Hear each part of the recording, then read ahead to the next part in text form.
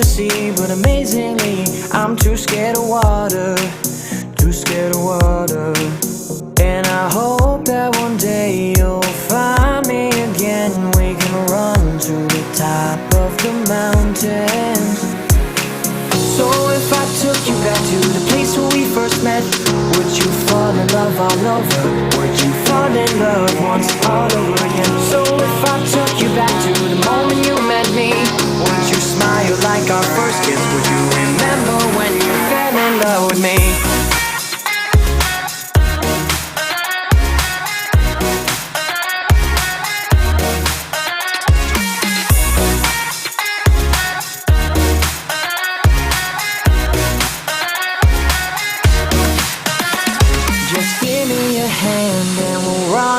From here, away from curfews you have and all those things you hold dear.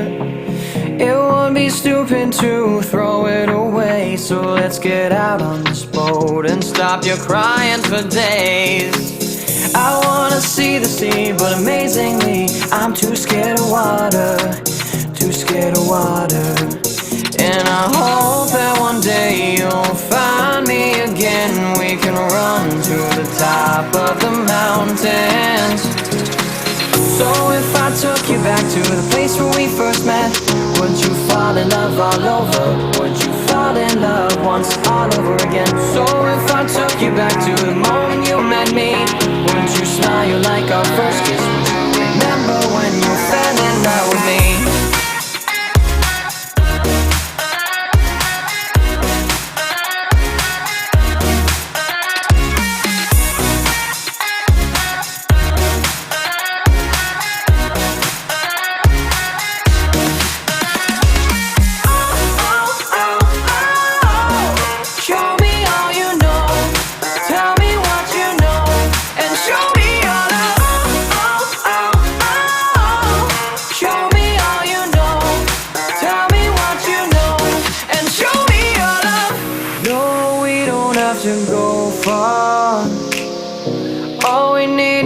Try hard. No, we don't need to be clear. We need our best thoughts out there. We need escape from here. So if I took you back to the place where we first met, would you fall in love all over? Would you fall in love once all over again? So if I took you back to the moment you met me, would you smile like our first kiss? Would you remember when you fell in love with me?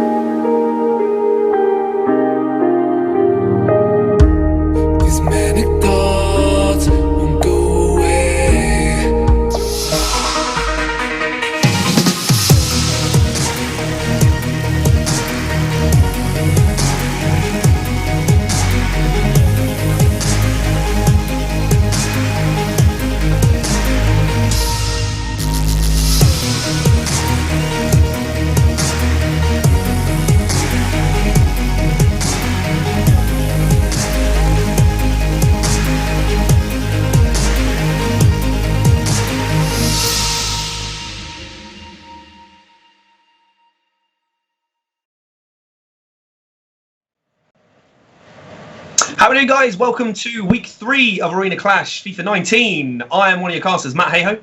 And I'm George GNC. Welcome to the stream, guys. How's everyone doing this evening?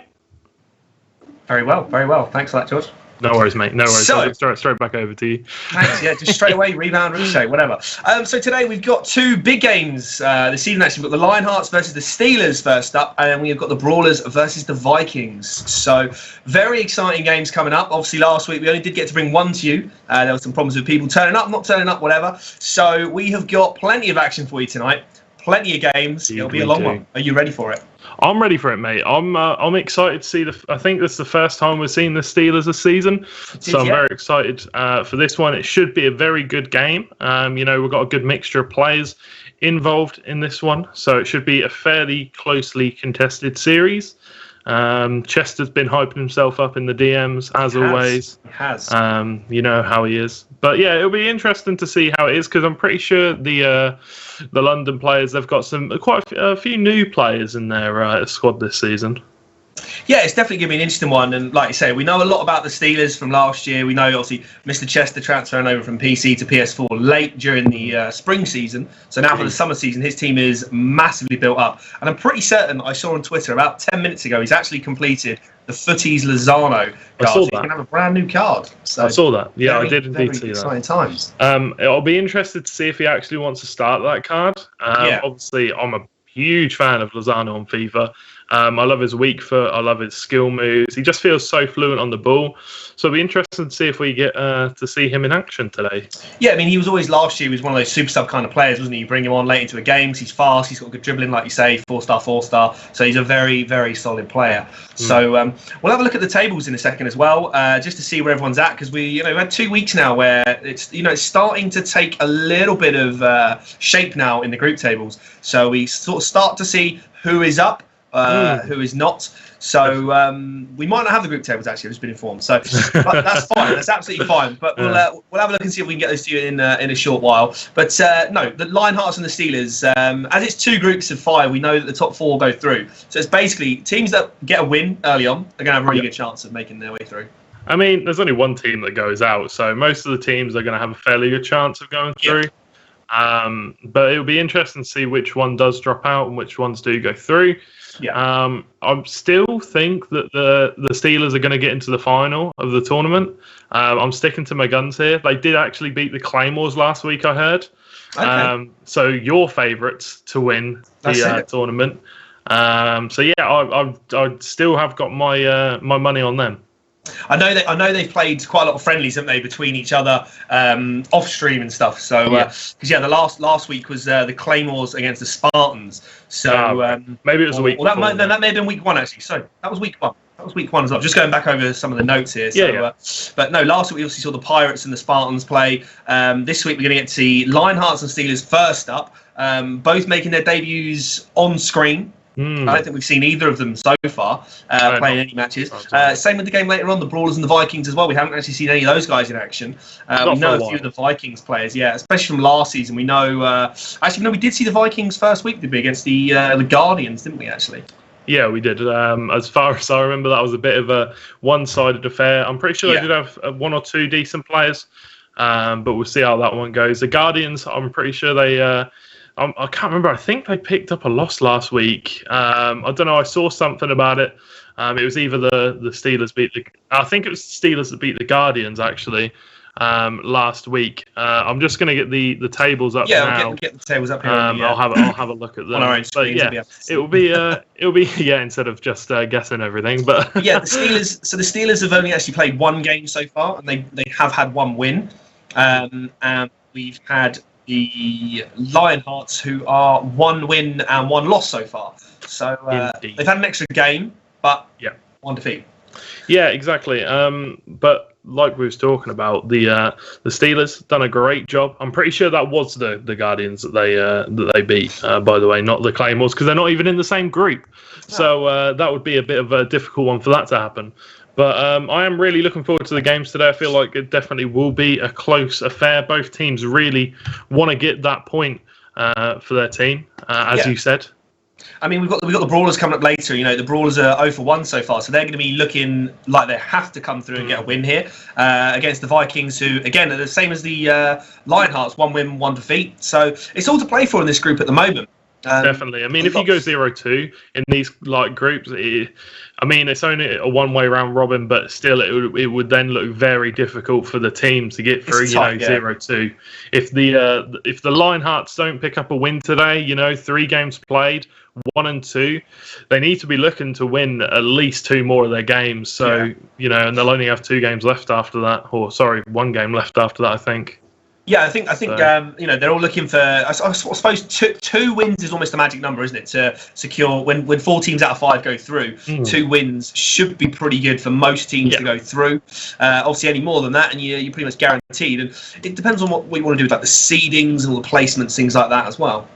If someone finishes high, we'll see what happens. Yeah, so the Clyde claim was obviously already on the golden number of 2 wins, as we say. So maybe they want to mess around, have a few little tries with a different tactics and stuff like that. Yeah, obviously they look like a very strong team. Yeah. They're really playing very, very well.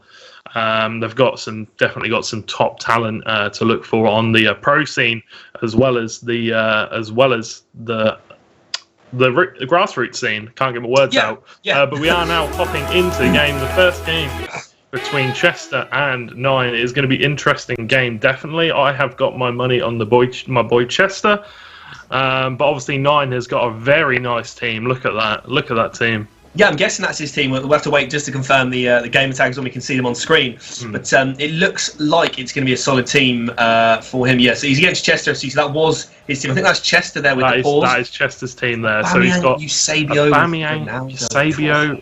normal Ronaldo, Hullet. 94, yeah. He's got Vieira. Wow, it's looking strong. Yeah, very strong team. Obviously, no Chucky Lozano on there.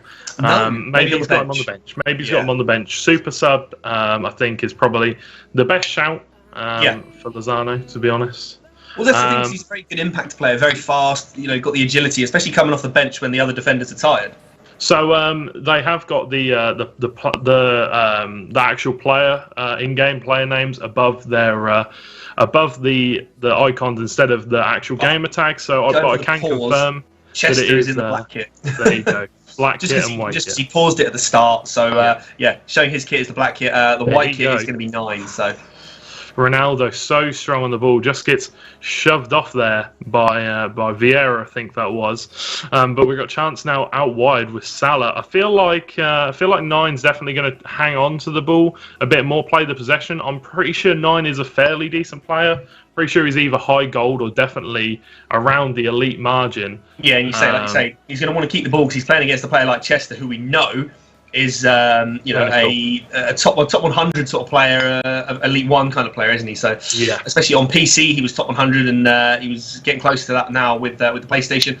Tries to break through into the box there, but that Virgil van Dijk he's actually had his Player of the Year card. Here you go, chance. Not going to go through. It's just going to take a little deflection from David Luiz to strike. Great save by Alisson. Very good save there by Alisson. Messi we've just seen being brought on there. It is Messi. So maybe great header, but easily saved by Alisson, straight at the keeper. Chester did send me a message before the game. He actually sent me a message saying, "Do we still get prizes for goal of the week?" So I've got a feeling that he's going to be looking for some flashy goals. But here comes Messi. He's coming forward. He's got the overlap. He goes for the shot. That went in. Just over the bar. He did have a man out wide. Probably could have passed it. But chooses not to in that situation. I think a through ball would have been a better option there. I know he's looking for maybe like a long shot there, but the chance opened up for Messi on his left foot, strong foot. But you've got to say the ball out wide there could have been the better option. Is he going to be made to pay for that though? An El Tornado cross, a knee up, a flick up. I think, like you say, Chester looks like he might be going for goal of the week already. Yeah, I think he needs to calm down. We all know he's a great player, but he needs to calm down, just take the lead before looking for these really flashy, over-the-top goals. Because, to be honest, the goals happen by themselves. If you're going to score a flashy goal, it'll happen. You don't need to force it. Yeah. And I'm sure he already knows that. But we're going to see him regain possession. He has got that Thiago Mendes card. Which did look really nice. It's more of a central defensive midfielder, I think, that card. We are going to see a corner now. Strange to see Chilwell out there on the left. I think that's only an 84 inform, isn't it? That's a header, great save by Alisson at the near post. I think Ronaldo on the header? I think so, maybe. But that was a great save. Whipped into Vieira, not going to be there. And Chester's going to regain the possession again. No letting off for Chester, but David Luiz got the ball. Is he going to be able to bury it? He's going to pass it up to Aouar, and that's going to be it's going to be a penalty after the La Croqueta. Just got his body in front of the defender. Nothing that he could really do. The La Croqueta got in front of the player. Decore, there you go. Runs into him. It's a harsh one, but we'll see what happens. And Alisson can't quite stop it. very He unfortunate. Just aimed slightly to the side of the keeper there, just to the keeper's right, and luckily Alisson didn't get there. I think he may have got a hand to it. Yeah, I think he just got a hand to it, but not strong enough. Very unlucky for 9. You hate to see it, just to the keeper's left. Yeah. It's an unlucky one, but a great penalty and a. Yeah, exactly. Great 1-0 lead for Chester. There you go. Yeah, now, like you say, you mentioned the goal of the week competition, so I think maybe now we'll see Chester liven it up. Maybe he'll go for a bit more of a complicated goal, a complex goal, a flashy goal, whatever you want to call it. I can see an El Tornado volley coming out somewhere for him for sure. Yeah, it was a bit of a dodgy pass there from 9, but we're going to see Chester come forward. He's definitely got the man out wide with Aouar. He's got the pace. We know he's got the skills. Can he find a way into the box? That is a very solid card, isn't he? Yeah, it looks a very nice card. Yeah. He's whipped it in. Ronaldo actually goes for the shot. I think he's going for that flashy goal. I think he wants that small. Yeah. It's a small amount of FIFA points, isn't it, as a prize for goal of the week? 4,600. I'm pretty sure. He wants them. I think he wants them. I mean, that's quite a lot of FIFA points, and going into FIFA 20, that's a big boost. But here comes Aubameyang. He does the turn. He's just turning around. He's absolutely destroyed. He's got it there. What a goal! He's going for it, isn't he? He's going for it. Cheeky turn back. Very good goal there by Aubameyang. He's turning the opponent inside out. Difficult to stop that card, with 99 pace. So, he's got full pace, 97 shooting as well. And like you say, that dribbling probably means he has fairly high balance. I don't know his balance off the top of my head, but it's probably one of his lower stats. But it's a very, very high rated card. Yeah, it's a very high-rated card indeed. It's just good at everything. The pace, the dribbling, in the air. That's the perfect card that you want at a striker, to be honest. Well, I think he's about 6'2", isn't he, as well? He's a tall, fast striker that he's got good jumping and good heading. So exactly, this is all you can ask for, really. I'm trying to work out his formation though for Chester. I think he's playing 4. He's either playing 4-3-3. Oh, here you go. This is the chance. Hernandez through on goal. Great save by Edison. I think there might have been the tiniest bit of goalkeeper movement there. But yeah, he's moving it when the corner comes. Yeah.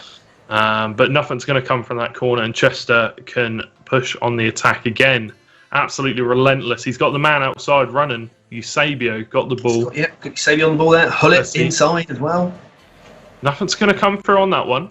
And 9 gets a chance here to come forward. Let's see if he can make this one work. He's got the ball with Salah, and Alexandro just gets in front of him. But it's been given away to Chicharito. Messi!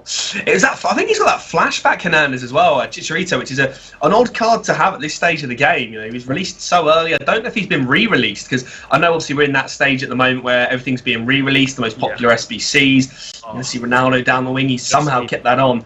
He's looking for a wonder goal that you can just tell. You can just see he's looking for a few skill moves chained together. It's going to be an El Tornado in there somewhere, surely. See, the thing is, because we're the ones that get to decide the goal of the week. He's try-harding, isn't he? I ain't going to give it to him if he's try-harding to get a wonder goal. What a tackle that is. It's a tackle. We should do tackle of the week. That was tackle of the week. That was a nice one. But still time. There is indeed. But that wasn't a great tackle. Ronaldo, dirty player. But probably saying in chat he's completed the Lozano SBC as well. So yeah, I saw that. I did see that. I'm pretty sure. It looks like quite a good card. Again, I might bring up his stats on the screen over here and just to confirm how good he is. You'll have to, mate. You'll have to keep me updated on the card. I've got my chat popped out, but it's not actually updating. It's not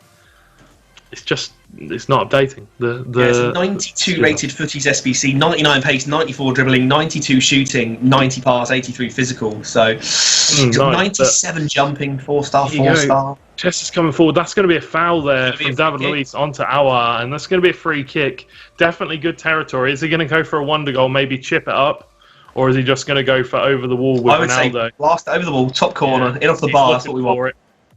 He smashes it, and what a save from Alisson. That looked like it was destined for the top bins, but no, denied by Alisson. Near post corner. Half time here now. And as you can see, that stat that just popped up there, 6 saves from Alisson already in the first half. Chester looking in control. There is the 4-2-3-1 we just saw there briefly as we got through the half-time stats there. But maybe what we expected. I think it was more like what we expected this game so far. We definitely expected a dominating form coming out from Chester. You know, coming strong out the gates. Yeah, 100%. And he's looking strong. Nine's definitely not been terrible. He's had possession. He's had shots on target. He's had a few shots. But, yeah, I'm not really too sure where Nine can go from here to improve. Maybe just needs to calm down, hang on to the ball, you know, use the timed finishing advantage. And yeah, I mean, he had 2 chances with Messi, I think. Then he had the one quite early on, and then he had the one that went quite far wide on his right foot. But it's difficult against a player, you know, of Chester's ability. We know he's a very strong player. We know he's very, very good at chaining the skill moves together. He's very good in defence as well. Because, you know, it's not just about how good you are at attacking. There's a chance. I think that must be the flashback Torres, or it could be the end of era one, actually. I think it might be the end of era. 2 options, yeah. 92 rated, is it? 92? I think he's the 95 rated one. 95. I think the 92 is the flashback one. So here you go. You got Aubameyang coming forward, doing all the twists, doing all the turns. He's got a chance. He's just passing it about, toying with Nine here on the edge of the box. Maybe just toying him a bit too much. Going to lose possession, and Nine's got a chance to, you know, get a little bit more percentage on the possession here and try and find himself a shot on target at least. Needs to definitely try and get a foothold in this game. Yeah, tries the Berbatov spin there, but not quite anything doing. I think, you know, someone of Chester's ability knows if you're getting into that position, it's a position where you know he's going to do that skill.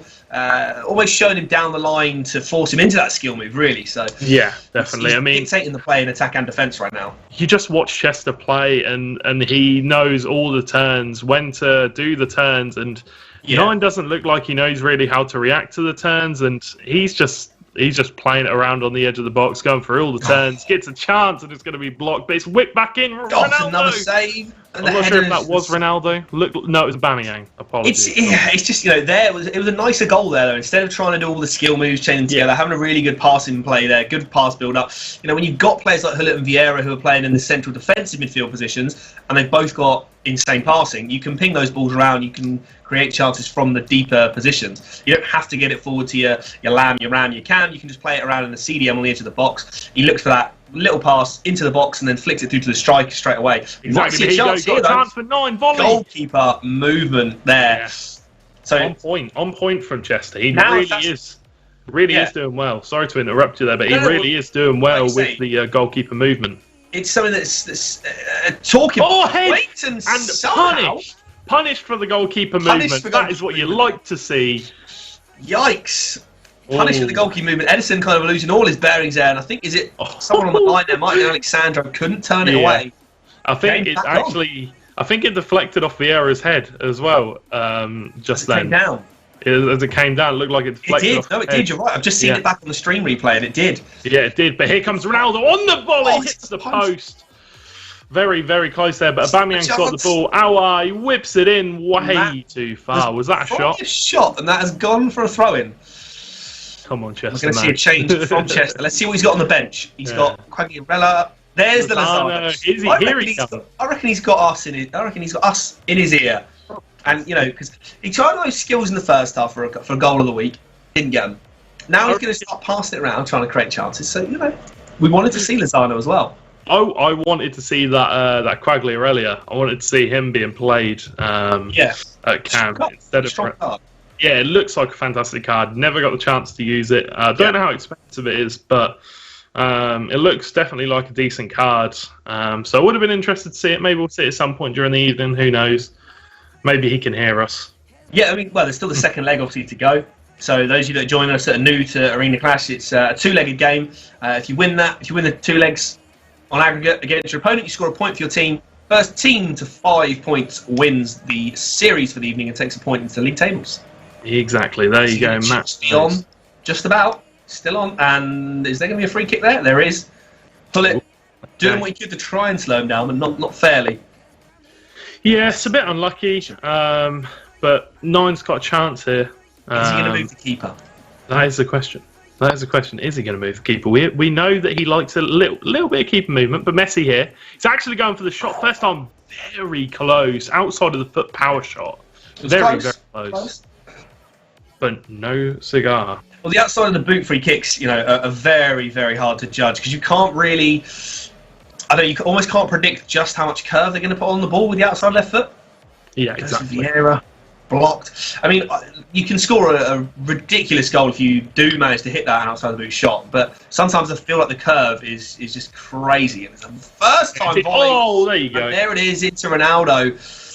That's what he's looking for. That is He's what he's trying, looking isn't for. he? He is trying to get these goals, isn't he? Not enough power. I mean, that was a very nice volley, but a lot of curve in it. But, you know, for a goal of the week, it needs to have a little bit something more than that, I think. You know, for Chester, we expect more. You know, Chester's got to raise the standards a bit here. You know, it's a great goal, don't get me wrong. It's not an easy one to pull off, but, you know, those first time shots. Is he going to go for the shot? Fakes it again. Oh, no. Oh, so close with a rainbow flick there. Very unlucky.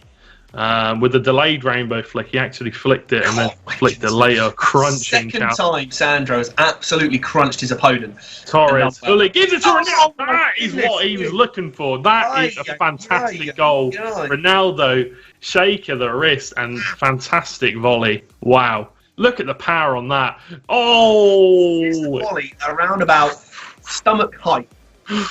Wow, that is what Ronaldo can do to you, ladies and gentlemen. Chester's going to be popping off in the DMs later, trying to get us to nominate his goals here. Wow, he's putting in a great display. You know, not just in attack. You know, he's limiting Nine's chances. Nine's had that one real solid chance from the corner. Obviously, maybe got slightly lucky. He's going to have a chance here. He needs to look at the near post more than the far post. I think with Chester doing a lot of goalkeeper movement. Mm-hmm. Yeah, the thing there, but what fantastic keeper's coming straight out, Alisson, but he's put it into a bit of an awkward position. But just there, what we saw Chester do, instead of committing to the tackle, he was just waiting. He was just like, you can come to me, mate. You can come to me with the Messi. You can come to me whoever you want. I'm just going to wait for you to try and make a move, and then I'll just tackle you straight up. He's basically doing what they do in basketball. He's literally just putting a wall, basically. I mean, you know, we all know that the AI defending is a very strong mechanic in the game this year. That's something that's going to be interesting in FIFA 20. You know, EA have said so far that the AI defending is going to be reduced, so it'll be more up to the player's ability now to see what happens. So we're going to see another late change here. I don't know if it's Chester. Probably hasn't initiated the pause here. He's just sitting there. It was nine that queued the pause. It was queued the pause because he kicked the ball out of play. If you didn't see, there is another leg to go, obviously, but with Chester scoring 4 already, it's looking like an uphill battle so far for Nine. But he brings on that Paulinho for Sissoko. I think that was a Tots Moments card potentially. Here comes Ronaldo, whips it over, goes to the volley, just going to take a deflection and straight into the hands of Alisson. A little bit unlucky, but as you can see, Chester's keeper is he's going wherever he wants, really. He's going on a bit of a holiday. I mean, the good thing with these team of the season keepers is they do have a lot of speed as well. I think Alisson's got something like, if you leave him on a basic chemistry card, it's about 70 pace or something, or 70 speed, whatever that counts for a goalkeeper. So he's very quick at rushing off his line. Yeah, definitely, and that's something we don't really usually see. Is very much speed on keepers. Yeah, we usually see them with like 50 odd, 40 odd. Yeah, it's normally quite surprising if there's anyone really mid 50s or above. It's quite surprising. But the thing about Mexico, but he is very fast. He hasn't got any other stats really, has he, to be a goalkeeper? No. I think he's quite short as well, so he doesn't really play into the hands of a good goalkeeper on FIFA. No, you need a tall, strong keeper, one that's got great reactions. But with these team of the season goalkeepers, because their speed is so much, do you think that plays an attribute to like moving the keeper with goalkeeper movement? Yeah, maybe. I'm not sure. It's difficult to say. Yeah, I don't know if like any stats particularly correlate to the speed of goalkeeper movement. Obviously, we know that they've patched it once, and I think next year they're reducing the speed of goalkeeper movement again. That's not a great tackle from Alexander-Arnold. Kind of makes a pointless foul there. Really didn't need to do that. Lucky to not be yellow carded. Very lenient from the referee. I think a bit too lenient. Should have probably been seeing the yellow card. Not that it's going to matter, because after this free kick's been taken, it is going to be full time. Yeah, I mean, the problem here that Nine has, look who's in the box. I think it's like Salah, Mane. It's not a lot of height, and he's trying to move the keeper. Almost caught him off guard. Almost caught him off guard. Yeah. He's overcommitting the keeper, isn't he, here? To look at the movement again, he's pulled him right out. He's gone for the near post one this time, and it's not going to come off, but that is going to be the full-time whistle. And there you go. That is Chester going to be beating 9 4-1 in the first leg. Very well played by Chester. Great performance. Potentially potentially goal of the week already. We'll see. Still got One a of lot of them, games. one of them is winning so far because Exactly. we haven't any other goals. Exactly. One of them is winning so far. But it's very much within Chester's hands. You know, he's 4-1 up. He's looking very strong. I think he probably kept 9 to 3, maybe 4 chances throughout the whole game. So it's not that Chester's just great in attack. He's also great in defence. Yeah, he's defended very, very well. Obviously, using the AI defence a bit. Yeah. But that's what all great players do this year. You know, it's a mechanic that's there to be used, so you have to use it at the end of the day. But Chester, one thing that really stands out with Chester is how good he is at the little turns and the little spins and stuff like that. That's what I really feel like he is very good at, and that he does probably better than most people that play FIFA in this tournament. So he's definitely using that to his advantage, and you know, it has shown here as he won 4-1. Yeah, I mean, he's a great player in terms of he creates those chances, and then what he can do is he looks for that ball out to Ronaldo in the first time shot. We know that first time shots, how do I word it really, are a higher percentage chance of scoring. I'm sure there's a key word I could find there, but you know, he creates those chances that are more significant and they have a higher percentage chance of scoring. He's one of those players that creates a lot of chances anyway, but he's always looking for that guaranteed chance. He doesn't just shoot from range. He doesn't take, you know, these pot shots from 20, 30 yards out. He'll create a chance, move it into the box, and then, you know, create that really high percentage chance to convert a goal. I mean, he was doing it a bit more today, like in this game. But I feel like, start with. Yeah, but that was because he was going for goal of the week. And once he got that Ronaldo screamer, he was like, yep, that's the one. And he was just then passing the ball around looking for just guaranteed goals. But either way, he does play really well with the possession. He's just an all-round great player. 9, quite unlucky. It's just that Chester's so good. Like, it's hard to say what he did wrong because Chester is so good. But yeah, 9, he had some decent chances where he could have done certain things.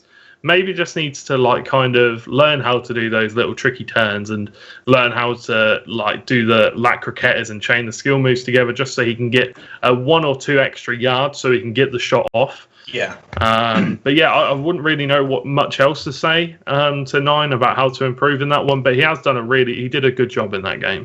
Well, like you say, against someone like Chester, who you know is one of the difficult to say because I don't know, Chester's not qualified for any events or anything like that, so you can't put him in the bracket of like within, you know, the top 100 players in the world necessarily. But you know, he finishes near the top 100, Elite 1 each week. You know, he's getting those consistent. I would pretty much say he's guaranteed 25 wins plus in a weekend league, which is, you know, if you were to play those guys in the middle of a weekend league and you said, oh, this guy's Elite 2, most people would be like, okay, this is going to be a really tough game.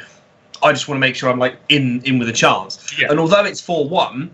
You know, I wouldn't say 9's been totally outplayed. I mean, it's difficult to say how can he turn this around and within 90 minutes can he flip it from 4-1 to get it maybe 4-all or whatever, because we know that Chester's so good at defence. I know that Chester will be playing 4-2-3-1 again probably, so find a formation that can counter that, maybe the 4-1-2-1-2 narrow or a flat 4-4-2.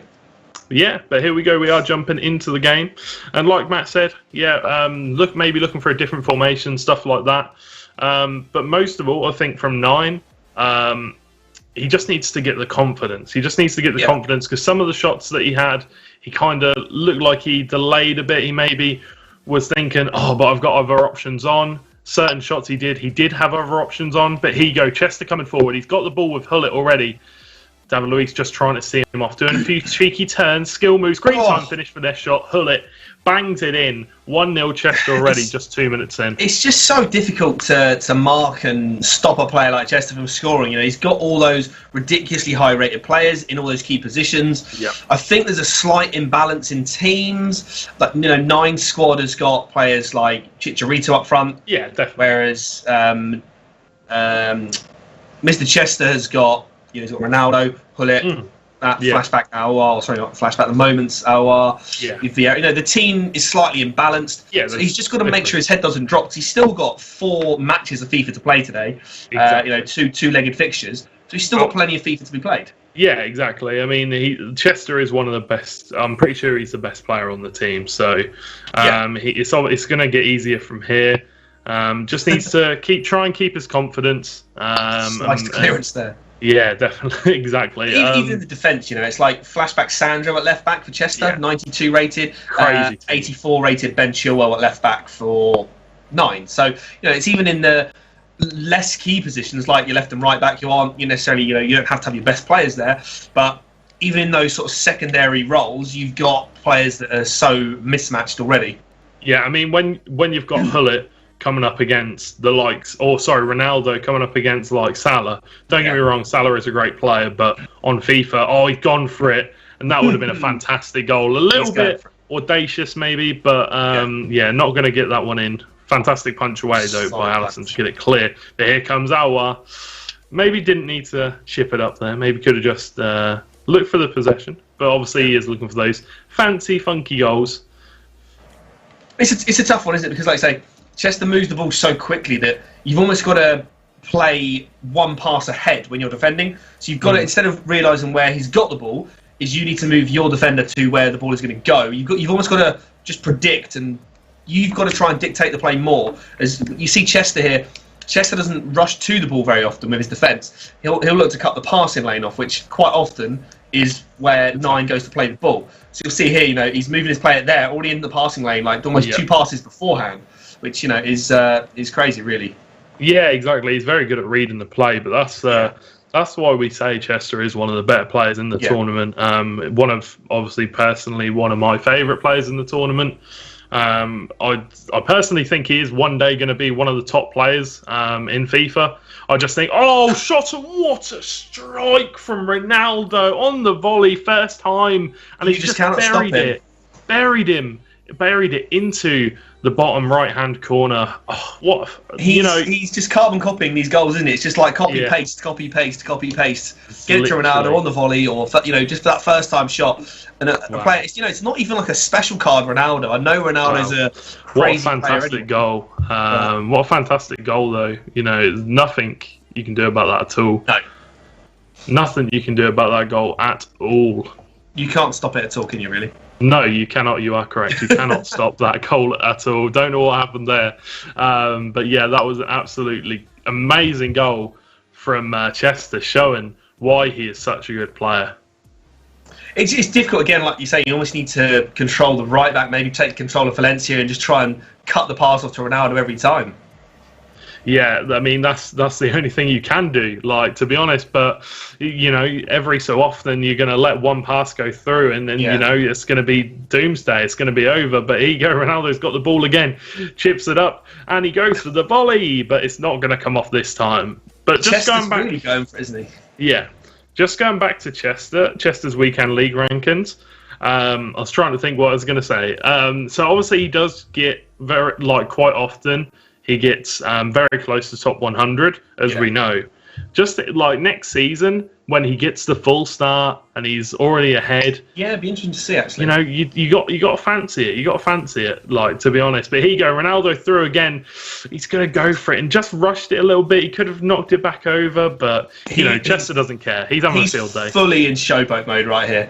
Yeah, he's fully looking for a showboat, skill school type of montage that he wants to throw together for a YouTube. There you go. The dummy from Ronaldo paces it down the wing, does the El Tornado. Stop it! He's just going for it constantly, isn't he? He's just going for it constantly. Yep. Yeah, every time. He's having fun. He's probably having an absolute ball, just trying to chain skill moves together. Again, for 9, he's just got to keep on trying to get players out wide. I don't know. 9's going for some skills. I think he's also playing 4-2-3-1, and I almost feel like 9 maybe he should just experiment and go, I'm playing against a guy that's a lot better than me. I'm playing against someone who's playing a 4-2-3-1. Maybe I should just try a 4-1-2-1-2 narrow, or even a 4-4-2 flat or something like that. Just try something different. Yeah, definitely. It's been awkward. I haven't seen a pause from him, so I can't see exactly his formation. But it almost looks like he's playing like a 4-3-3 to me. What I would recommend to most of the FIFA 19 Arena Clash players, as Chester is doing, just just throwing off his skills inside of the penalty area, just doing whatever he wants. I would recommend to all the FIFA 19 Arena Clash players, if you aren't already, do get involved on Twitter. Come talk to us. Oh my God, that was so close. Just come talk to us on Twitter. Talk to the other players, because they scrim each other a lot. That's the thing. These, Chester, All the players in the Discord. Yeah, I know, like pretty sure Thomas in there, Jerome's in there, Halsey's in there. There's so many of them. There's all like the Claymore the Clyde Claymore players are in there as well. They're always scrimming against each other, and they're just getting better and better and better because they're all like elite standard players. Yeah. And they're getting so much better. And I would 100% recommend for you guys to get involved on the Twitter. You know, ask if you can be added to the Twitter group. And just get involved, because if you're going to be scrimming these players, you are going to turn into a better player yourself. Well, I see. You know, it's one of those things where you almost learn more from a defeat than you do a victory. That's sort of old saying. Where if you're playing against players that are better than you, you're going to learn. You're going to pick up things from them. Definitely. You know, whether it's how to create space more, whether it's how to do skill moves, what's the most efficient way of scoring or converting chances. You've got to take those chances to practice against better players. I know a lot of people will be like, oh, well, it's, you know, FIFA 19's coming in towards its downward here's cycle. a chance though for 9 Mane from goal. Massive. Look at him rushing the keeper out straight away though. It's and there's a straight distribution to Lozano. Taking him down for the. Oh, that's going to be a not a foul. That's goal a good tackle. Goal kick. Interesting. Maybe just got the ball hooked onto the other player's leg, but yeah, you know, it is like you learn more from a defeat than you learn more from a loss than you do a win, in my opinion, personally. Although it does suck and it hurts, and you know, like, you're probably going to be salty. Most of the players in this, you know, the Arena Clash system are all quite good friends. You know, we all like to have a laugh and a joke around with each other, and everybody's willing to help each other out, which is really nice. And it's what you like to see in this kind of tournament. But it is going to be half time. Chester obviously winning 2-0, dominating the game. No shots coming out from 9.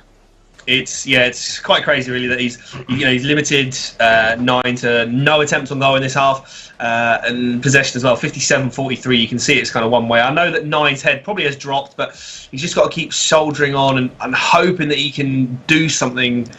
He's got 4 more matches of FIFA to play tonight, so it's not over for him. No, it isn't. It definitely isn't over for him at all. He's still got a lot more to give for his team. You know, he's still got a lot more to provide. He's still got a lot more work to do. He's creating chances. He's making space for himself. There's a really good chance here. Messi, green time finish. Edison just goes down and gets a hand to it. He's gone for it. But he's going to bring the keeper out again, and he's constantly bringing the keeper out, moving the keeper to throw 9 off, to not know exactly what to do. But Mane, I tell you what, if he'd have scored that would have been goal of the week, because that would have been a beauty. But it doesn't go in. So what can I say?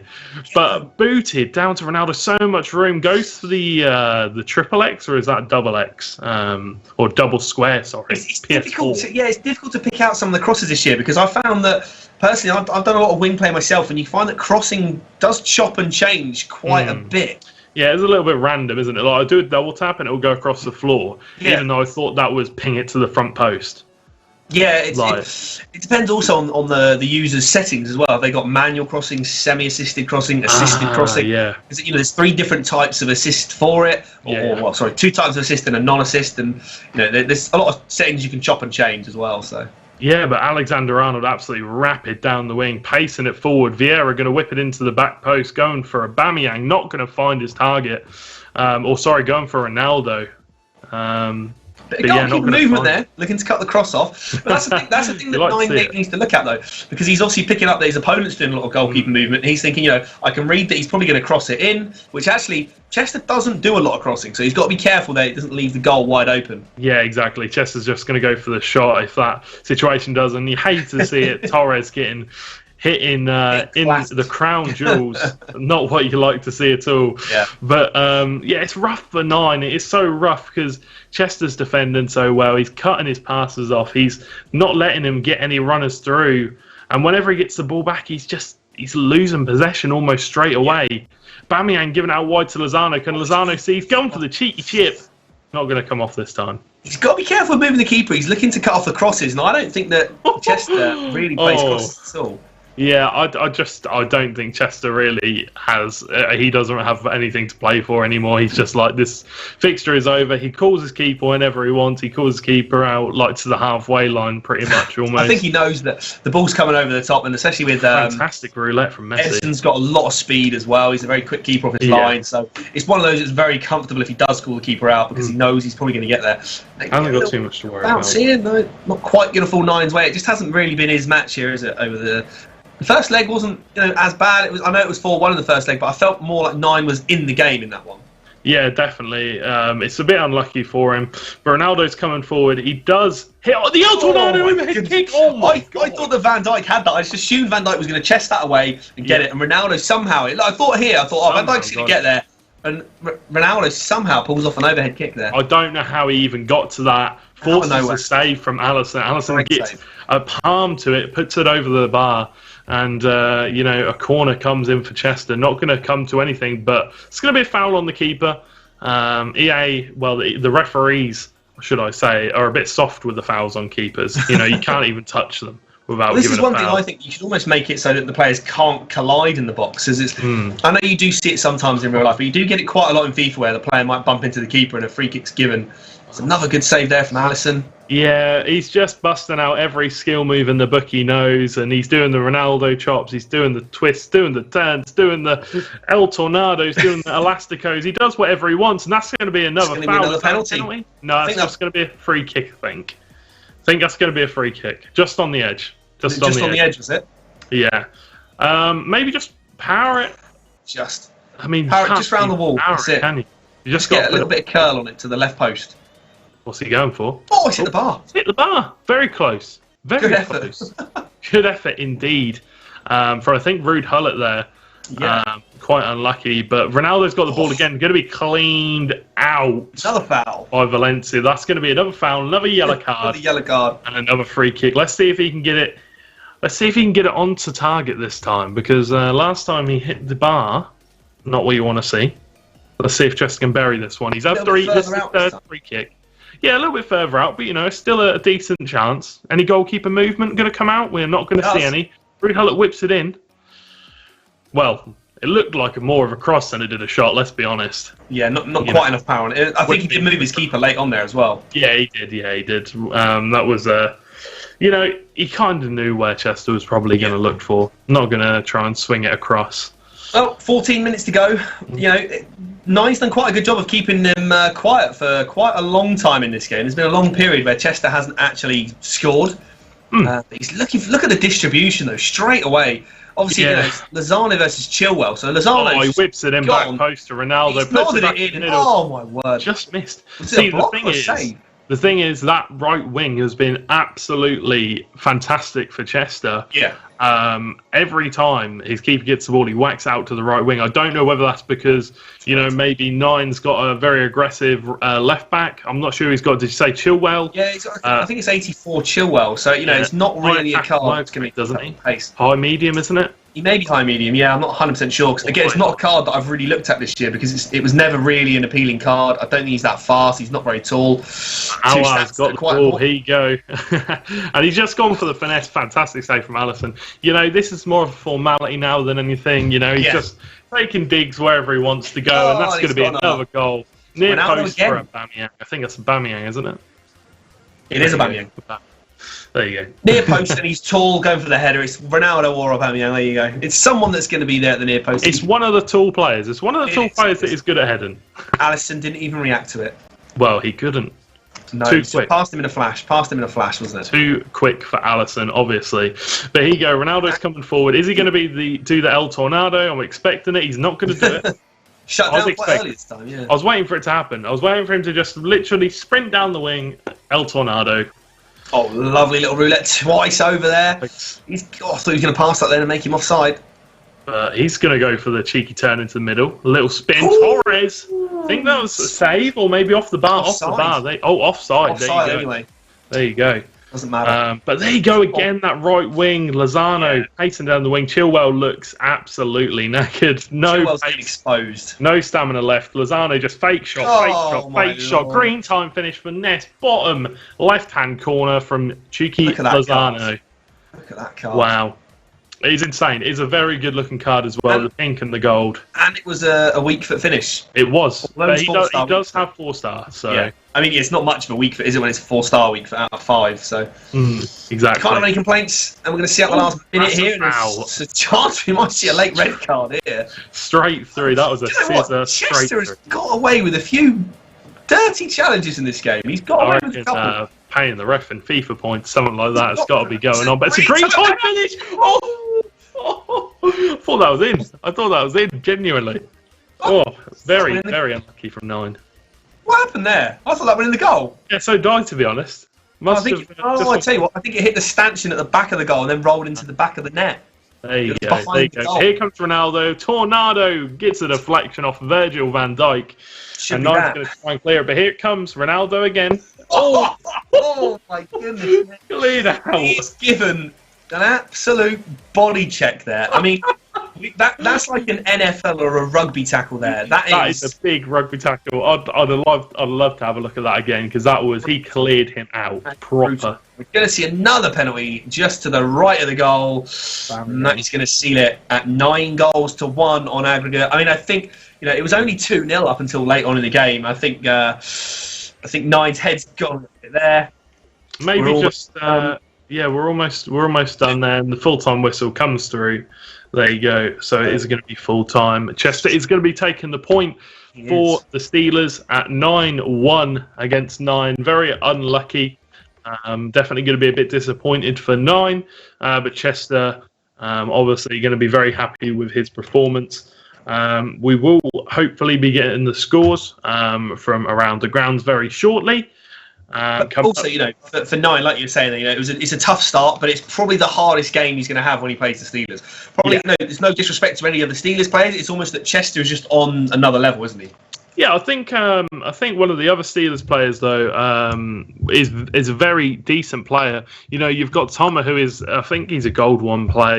He's a very, very decent, player. Gold 1's very good this year. It's 20 out of 30, so you can only drop 10 games. You still got to win twice as many games as losses. So yeah, exactly. So especially the matchmaking system now as well. It's definitely very difficult for for players to get a high rank this season, because obviously technically it's the same, but because there's obviously less games, it's like you've got less chances to slip up. There's less room for error, isn't there? I think last year Gold 1 was 25 wins, I think, when we had 40 games. So you had 15 chances to lose games. Yeah. So it's difficult though. It's difficult. It is very difficult. It is. I think I got Gold 1 once or twice this season. Yeah. And I don't get me wrong, I haven't been playing loads. I definitely haven't committed my absolute life to the FIFA gods this season. But next season, perhaps, depending on whether the game has better mechanics that suit me personally, because I don't feel like the mechanics suited me at all this season. I'm very much a pass and a tap and go.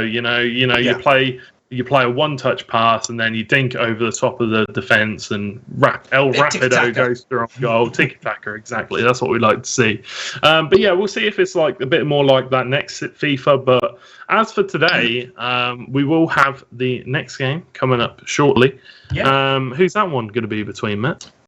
We should have someone, I'd imagine, like Benno. I think it'll probably be Benno against Tomo with it. I think I can't remember exactly on the fixture list who will be against who, but we'll be in there very, very shortly. Again, it's going to be a solid game because we know that the standard has increased from last year. So, exactly. Benno versus Maka, I think, is the second leg.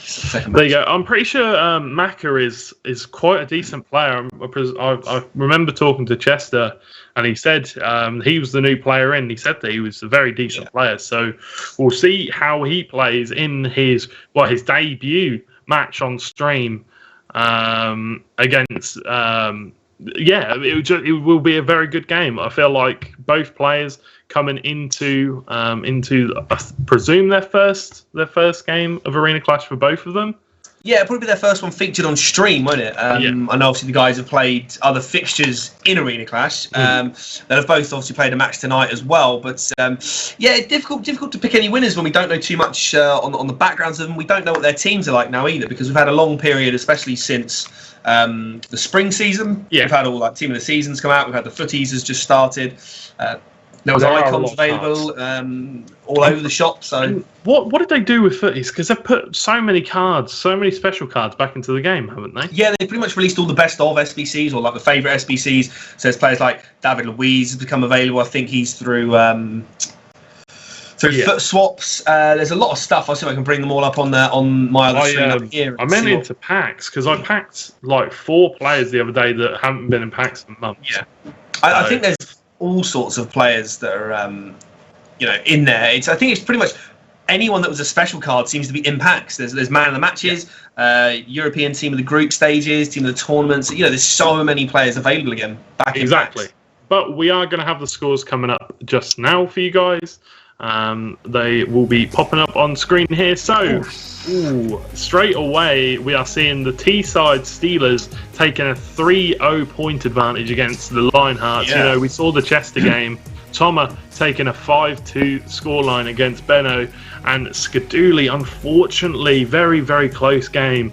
But, 1 goal difference, Maka taking that point home in a 2-1 win. That's probably one of the tightest games we've seen in a long time in Arena Clash. There's a lot of times we see a lot of goals. I mean, it's quite a low-scoring game, especially as they played 2 matches and there's only 3 goals. Yeah, it'd be interesting to know who got the lead first, stuff like that, to see if maybe it was 1-0 to Skadooly in the first game, then Maka come back and score 2. Yeah. Very exciting game, that one. But the next game we'll have coming up is Benno versus Maka, was it? Yeah, Benno versus Maka. So yeah, the fifth game there on the list, as we've already seen 9 play. And then after that, if the Lionhearts can win some games, because obviously 3-0 is not it's not a nice scoreline to see after your first 3 games, because first team to 5 wins the series tonight. So and we'll take a point if the Steelers get it. I think that puts them in a very good position, as they won their first game already. Lionhearts with 1 win, 1 loss are looking to try and see if they can claw their way back into a positive win-loss ratio. So yeah, we'll have to wait and see how that goes. But yeah, Benno versus Maka, gonna be an interesting game for sure, because we don't know too much about either of them. Yeah, do you know? I'm gonna lay down some weird math for this next game. So both players scored 2 goals in their last games. Yeah, very true. That is what I am going to predict. I'm going to predict that it's going to be a very close game based off the fact that they both only scored 2 goals in the last game. But we are into game now. I'm not 100% who's playing and which one. So Maka is in the dark kit. His gamer tag there is Chris Maka, or his PSN is Chris Maka. So that should, judging that one is called Benno and one is called Maka, I would imagine Chris Maka is Maka in the dark kit. And great, in the red, fantastic work, Matt. And fantastic in the red work. will be Benno. So there you go. So it'll be interesting to see how this match goes. Obviously, Maka getting a very early chance there, running it down the wing, doing a little bit of skill moves, a little bit of fakes, going in, going out, almost getting an early goal. But obviously was not to be. Yeah. Can we see Benno come forward, maybe get an early chance on goal also? But now we've got Maka coming down the wing again with that Havertz card, and Williams going to say no. Is that Inaki Williams? I think that might be Inaki Williams. I'm not quite sure why he's so far back. He must have obviously tracked someone back all the way. But also got Sissoko, Van Dijk. I'm presuming that's team of the season moments. Sissoko, but here you go. Maka coming forward, chips it up with Havertz, and he drills it. I think that's a save or a block. Yeah, I think there was a block there. I think there was a block there. Whipped into the near post, and that's just going to go straight past the far post, out for a goal kick there. Well, but already we're starting to see that Maka is definitely, having the majority of the chances in the first 10 minutes. Obviously, it's only 10 minutes in. Oh, he's gone for a short goal kick. No! Very lucky. Away with one. Yeah, definitely. Gets away with that one. I feel like if Maka maybe would have reacted a tiny bit faster, he would have been like, he's playing it short. Would have needed a first-time shot, I reckon, there to get away. The keeper was very quick off his line to rescue the situation there. Exactly. But yeah, like you say, it's an odd one because we don't know too much about these guys, so it's interesting to see who does what and who's even the lineups, because we haven't seen the lineups yet. As they were very quick to get into a game, so there was no. Yeah, it's. We know the line. I mean, we know the. Well, actually, we don't know the lineups for the actual in-game teams. You are right, but. It's a bit of a funky one. I don't even know what Inaki Williams has got as a card. Has he got like a foot swap card, a foot ease card? He's got a few cards. I think he had a carnival card, which was probably the best one. Which yeah, about 88 rated. But he's about 6 foot tall. He's very strong as well and very fast. He's actually got a Tots Moments SBC as well. That was a 91 rated card, so it could be that one. But I don't know. Obviously, we haven't seen it, so we'll see what is going on. Yeah, exactly. But Chris Mack coming forward, got Ronaldo in there, so we know he's got Ronaldo, Sissoko as well, and also on the other side of things, Ronaldo on this side too. Obviously, a very sought after card. Ndombele, the new Spurs player. Yeah, that's an interesting signing for Spurs. I know a lot of people have sort of said, "Oh, it's a great signing," but I think a lot of people are just going to be going off of his FIFA ability rather than. Not many people would have seen Leon play many games this year. Yeah, not too many. So difficult to say. I keep my judgment reserved on him until I see him actually play. Yeah, I feel like Sissoko will probably put him under his wing. Obviously both being Frenchmen. Yep. So we'll see if he can, show him how to play in the Premier League. Be like, this is how you have to adapt. But that is going to be a foul there. Is that Kondogbia? That is Jeffrey. Yeah, solid card. 89 rated. Yeah. He is like an ox. He is so strong. Yeah. His physical stats are absolutely insane. He's a machine. Have in the middle. He is literally like Terminator. 89 rated and got amazing pace as well. But giving it to Alexandro, popped it back to R9 Ronaldo, whips it into the back post to Havertz. Off the bar, but the rebound shot from Ronaldo teed over. Just put over the bar by Alisson. Fantastic save. These guys in the Steelers have definitely been practicing their first-time shots. Yeah. Chester did this in the first game. Macca's now doing it in this game. But Macca seems to have a bit more variety in his approach to the attacks. Definitely. I mean, it'll be interesting to see. I'd be very curious to see a match between Macca and Chester. See how that one went down. Maybe one day we'll get to see that. I don't know. Maybe they'll do an off-stream one and tell us the result. But here you go. Ronaldo's got the ball. Kondogbia just going to get there first. He's definitely got the pace, definitely got the strength. But yeah, it's been a very interesting game so far. Macca definitely had the more. I can't get the words out. Lion's share of possession. There you go. Thank you for saving that one for me. That's okay. I know what you mean. He's, every attack seems to be down this half. He's not really had any crazy clear-cut chances. Obviously, that first-time shot from Havertz. Oh, there you go. That was a chance. So close. Nearly cursed the commentator just there. Nearly, very close. That was a good chance there. Just wide though. Yeah. Not what you wanted to see. From that distance, you really need to be getting on target. But here you go, Inaki Williams coming forward. Carnival's card. Save. Great save from the keeper there. Did you see who that was in goal? I didn't see who that was in goal. No. There we go. It's the first save he's had to make, so we weren't really paying too close attention on that one, were we, actually, to see who the goalkeeper was there. But I do know that Macca has Mbappe down the wing. Interesting to see what card it is. I'm pretty sure Chester said that Macca has like a very, very good team. A very expensive team. With R9 up front as well, so that's a solid card as well. Yeah, I mean, a very sought after card. I don't know which version it is. I've heard good and bad things about his baby card.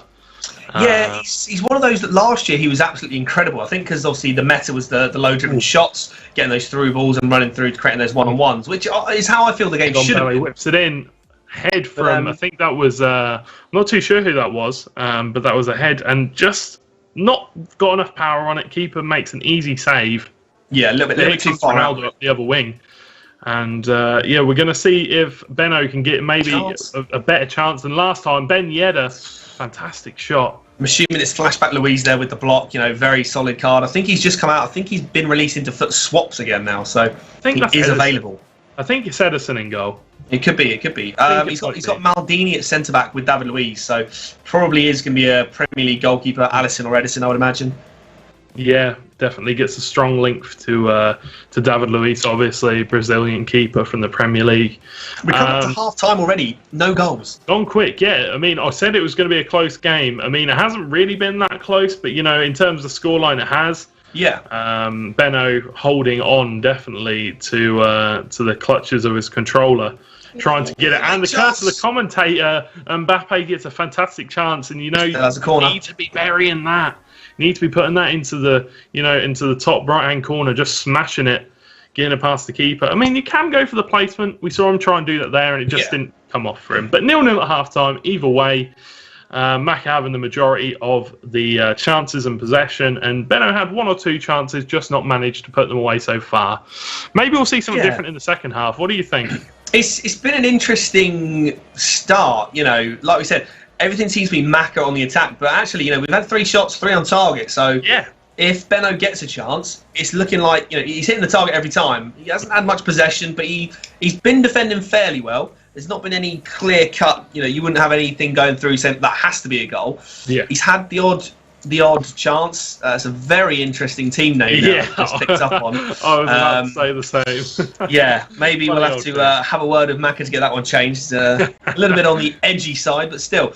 You know, you can see here 4-1-2-1-2 narrow coming in from Benno, which is maybe why Maka's having a few more chances out wide, where he had that first time shot with Havertz. I think he's got that Ronaldo out wide as well. He's got the 93 Ben Yedder, though. Yeah, there's a lot of good cards available. This is the thing. So many good cards available. Everyone's got such a strong team now. Yeah. But here you go, Maka getting the kick-off this time, as Benno had the first half kick-off. I'll tell you what I haven't done is look at the weekly objectives. So I'm going to open those up and see what there is. Have a look, see what there is, because it is footies, isn't it? So it is. And I'm presuming they will do. I'm presuming they'll do some interesting stuff for footies. I'm not going to lie to you, Matt. I don't actually have FIFA installed on my Xbox at the moment. I'm playing terribly. I rage quit one day. I uninstalled. I've still got it on my PC. So just go on there to check stuff out. But yeah. Well, there's a 91 Coman and a 91 Danilo Pereira, so nothing crazy exciting. Danilo Pereira, which was he is from Porto. No, Portuguese guy from Porto. Right. Central defensive midfielder. He was an 83 rated. He's got a 91 rated footies card, 94 physical, 91 defence. Oh, the Portuguese player, yeah. Yeah, the Portuguese. CDM from Porto, very solid. He's got 97 strength, so very strong player. We'll see if Coman. I'm sure Coman had a few high-rated players anyway. But there you go. We did just see that it was the 88 Inaki Williams, in fact, and he's going to be subbing off that Inaki Williams. He's going to be bringing on the Lozano. It's going to be a popular card, that Lozano, to get. I don't think he's crazy expensive. You're not rating the SBCs. If he's like an 85 rated team or something like that, everybody's going to want that card. So he's apparently 141,000 going off of one of the sites. It is a Eredivisie squad. Let's have a little look, see what the ratings are. One player from Eredivisie with a minimum of an 84 rated squad. So it's an 84 rated squad. One player from the Dutch league, and then there's also a Mexican part of that SBC. There you go, chance. Great save from Edison on the volley there. 2 players from Mexico, and then an inform plus a TOTS player. One inform or 1 TOTS player. That's not too bad. It's a little bit expensive. Yeah, but it's a nice card. It's worth it. It's definitely worth it. But here comes Macri. Later off for Ronaldo. Is he going to get the chance? Taking it a little bit far. That's going to be a penalty. No. He got the ball. It was a risky tackle that you've seen him given, for sure. Referee says, get up. You've seen him given, for sure. Can we see? Benno coming forward. That's a chance. Edison came out. Iggs, perfect time. And talking about the pace again of the Edison there. Fantastic work. Well, I feel like Benno's almost better off hitting him on the counter-attack here, because you know that Maka is very strong going forward. He's creating a lot of chances and he's attacking. And he's got a lot of the ball. So I feel like Benno should just keep on with this, like almost soaking up the pressure and try and hit him on the counter-attack. He is doing well to soak up the pressure. He's definitely defending pretty well. Yeah. There have been a few times where it's been a bit, yikes, you know, a few chances. Yeah, exactly. Definitely edgy to see. But, you know, he's doing a great job defending, because obviously it's still 0-0. But here you go, Rafa coming forward now. He's got the ball with Ronaldo. Back to Rafa. Gives the ball back to Ronaldo. Lozano takes a dig. No time finishing. Bit too late, but comes forward into the box and just defended, cleared away. And now Maka can have his turn at the chance of the attack. Yeah, it's very much like you have a go, I have a go. You have a go, I have a go. It's very back and forward, back and forward. We're just waiting for someone to find a clear-cut chance. If anybody, I think Maka's looking the more likely to score. But you never know. All it takes is one clear-cut opportunity. It looks almost like he's changed to 4-2-2 nearly, and we've got Lozano on the overlap. Great pass, but Alexandro is going to catch him up. He's going to have to turn, try and get the ball in the middle. But Maldini, amazing defender. Very tight game. One of the best of all time, and his card definitely shows that. Yeah. But yeah, every time you think that Maka's going to get a chance, or every time you think Benno's going to get a chance, it just switches hands. It's literally like a game of ping pong here. But Rafa got the ball. He's got a fantastic card. Personally, not my favourite player ever. I'm pretty sure he's got 3-star weak foot. He's quite slow as well, I thought. Rafa, no. Oh no, sorry. I'm thinking of the right back. No, I was thinking of Andre Almeida. That's what I'm thinking of. There you go. You're thinking of that one. But no, Rafa's got like 95 pace on his team this season. But I think that's just going to be offside. No, not given. Ronaldo is onside. Is he going to whip it in, though? That's the question. He hasn't got many tall players. Plays it along the ground. Pass it again. Not going to come off for him. Kondogbia now. Got the possession back on the edge of the box. Is he going to try and force it in, or is he going to regain possession? Try and retain possession. He's trying to recycle it, isn't he? But he's not really getting any luck with it. He's getting the ball, kept bouncing to him. They had a few chances, but maybe just whip that in and just try. We've seen small players out jump tall players. We saw that Kurt today, didn't we? Messi scoring a fantastic goal. Yeah. Against Kurt. Scoring some questionable headers, yeah. Oh, no, I thought it was a beautiful header, personally, but... well, it's more when a very small player out jumps a very tall player that you think that's I'm just trolling you. Chill. Terrible. But yeah, it's been a very close game so far. Both players are doing a really good job at soaking up all the pressure when they have to, and Maka's really putting the pressure on as soon as Benno gets the ball. It's definitely what you want to see in these kind of situations. We do need a goal. You are right. And the curse of the caster, he goes for the skills, though. Sometimes you don't need to go for the skill, guys. You don't. You don't need to go for the extra skill move. Just have a dig. That's a fantastic tackle. Again on the attack. Floored him. It's just so aggressive. He's so aggressive. It's working for him. Obviously, he needs to just... if he gets a goal, he'll be happy. We can say, he's executed the game plan well. Definitely, but Havertz is playing very well. He looks like a very strong player, as well as having fantastic pace and shooting. But here you go, and Ndombele got the ball. La Croqueta turns back inside, gives the ball to Alexandro. Going to whip it in, chip up cross, whips it into Havertz. Just wide. You've got to be putting that on target. And we go into added time. Still 0-0. We need a goal. Yeah. We need something to liven it up. We've only got a minute and a half left. I don't mind, mate. I think it's been a good game. It's not been a boring. It's not been a dull 0-0, has it? There's been chances. He brings on João Felix. That is interesting. £120 million player. Yeah. I mean, for me, that's very overpriced. Yeah. I mean, he hasn't proven himself. I mean, what is he? The youngest? He's like 19 or something, and he might even be younger than that. But he's played half a season at Benfica. Yes, he's done really, really well, but it's a lot of money for a very young, unproven player, like you were going to say earlier. What was he? Youngest player ever to score in the Champions League or something, wasn't it? Something like that. And we're going to end as the referee there intervenes there just to boot the ball away and blow the whistle there for 0-0. So yeah, full time on that one. A very quiet game in front of goal. I don't think it's been that quiet. I think it's been very end-to-end. We can see there by the stats. There were shots. A good amount of shots, nothing ridiculous. And it's not very one-sided. So it's definitely what we want to see. Yeah. We want to see very closely contested games. It makes the show more exciting.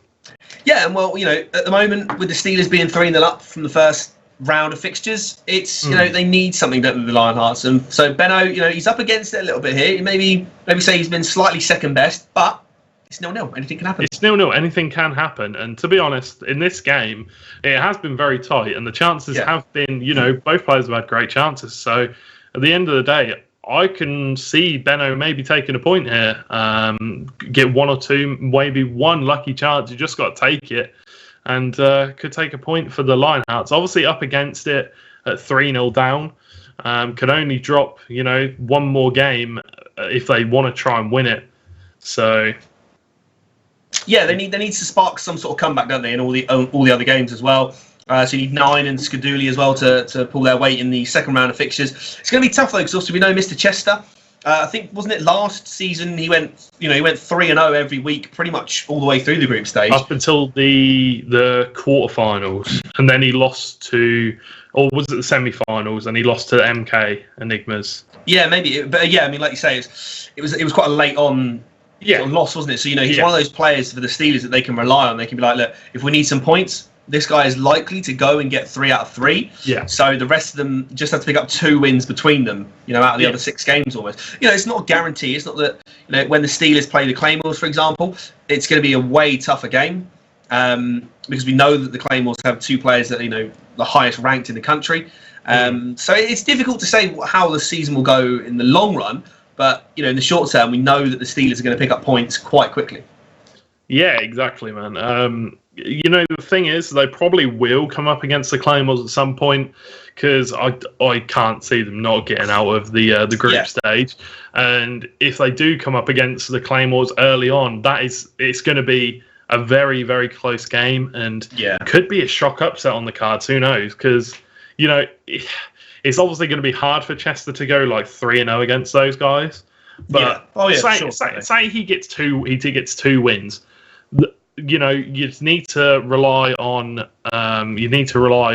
the other players to get at least one of them get 1 win and one of them get 2 wins. So it's doable. It's doable at the end of the day. It is doable. It would be a shock upset, but it is doable. But it's like on paper, isn't it? You can put a team of players on paper and say, this team should beat this team, but on the pitch, it's totally different, isn't it? We've seen it in various tournaments, whether it be the World Cup, Champions League, Europa League, even in the Premier League. You see teams near the bottom of the league beat teams at the top of the league, and it's the same here in Arena Clash. You get the guys that are maybe lower rated, lower ranked. If their teams have dropped points early on, that they might beat the teams at the top. Yeah, exactly. And as a commentator, as a spectator, you do like to see it. You like to see the underdog. I know you love a good underdog, don't you? I do. I love a good underdog.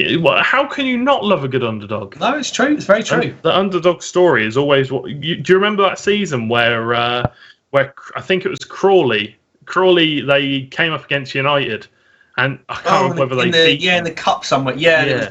Yeah, no, I know what you mean. Like the FA Cup and stuff in real life give out really good, stories, don't they? Yeah, exactly. But enough about the FA Cup and the other underdog stories. Let's see how we get on between Benno and Maka. Maka in the Brazil kit here in the yellow and blue, and in the red and white, or is it the claret?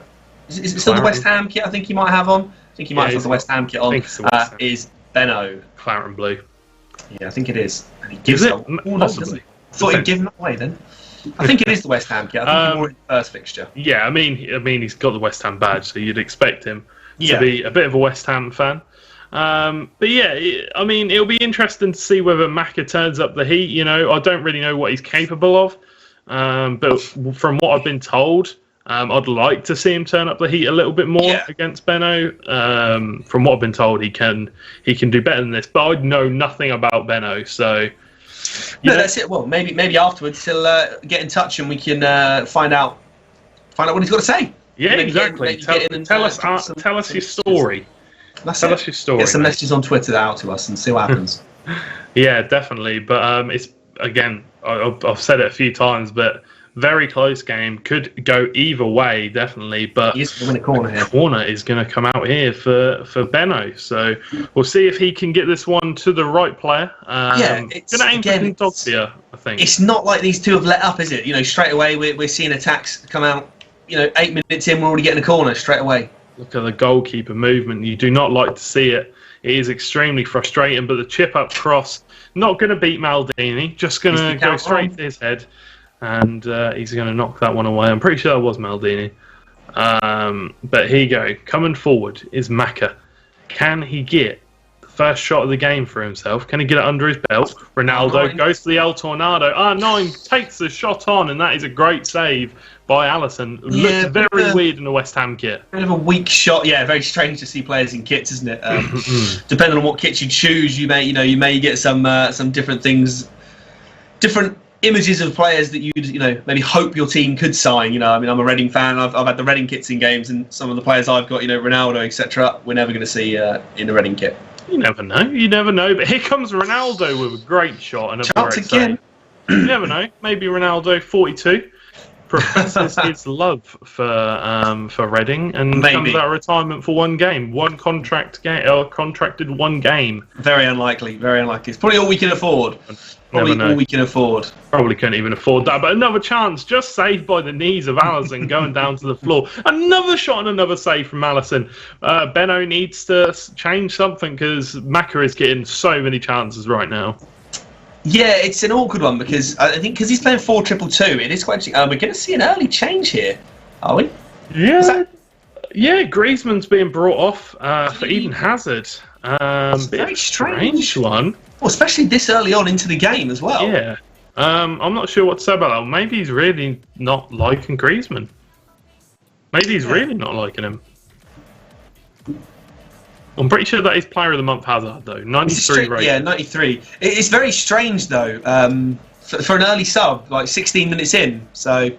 Yeah, very strange indeed. Odd.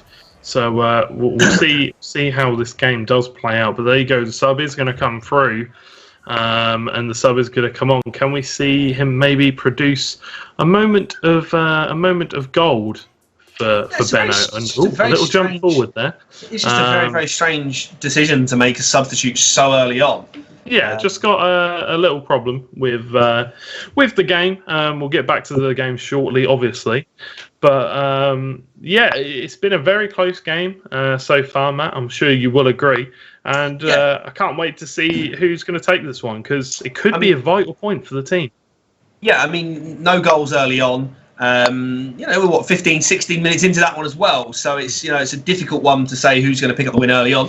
Like I said, it's just a very strange decision to make a substitute like Hazard for Griezmann so early. Yeah, it's not like Griezmann's a bad player or anything like that. So yeah.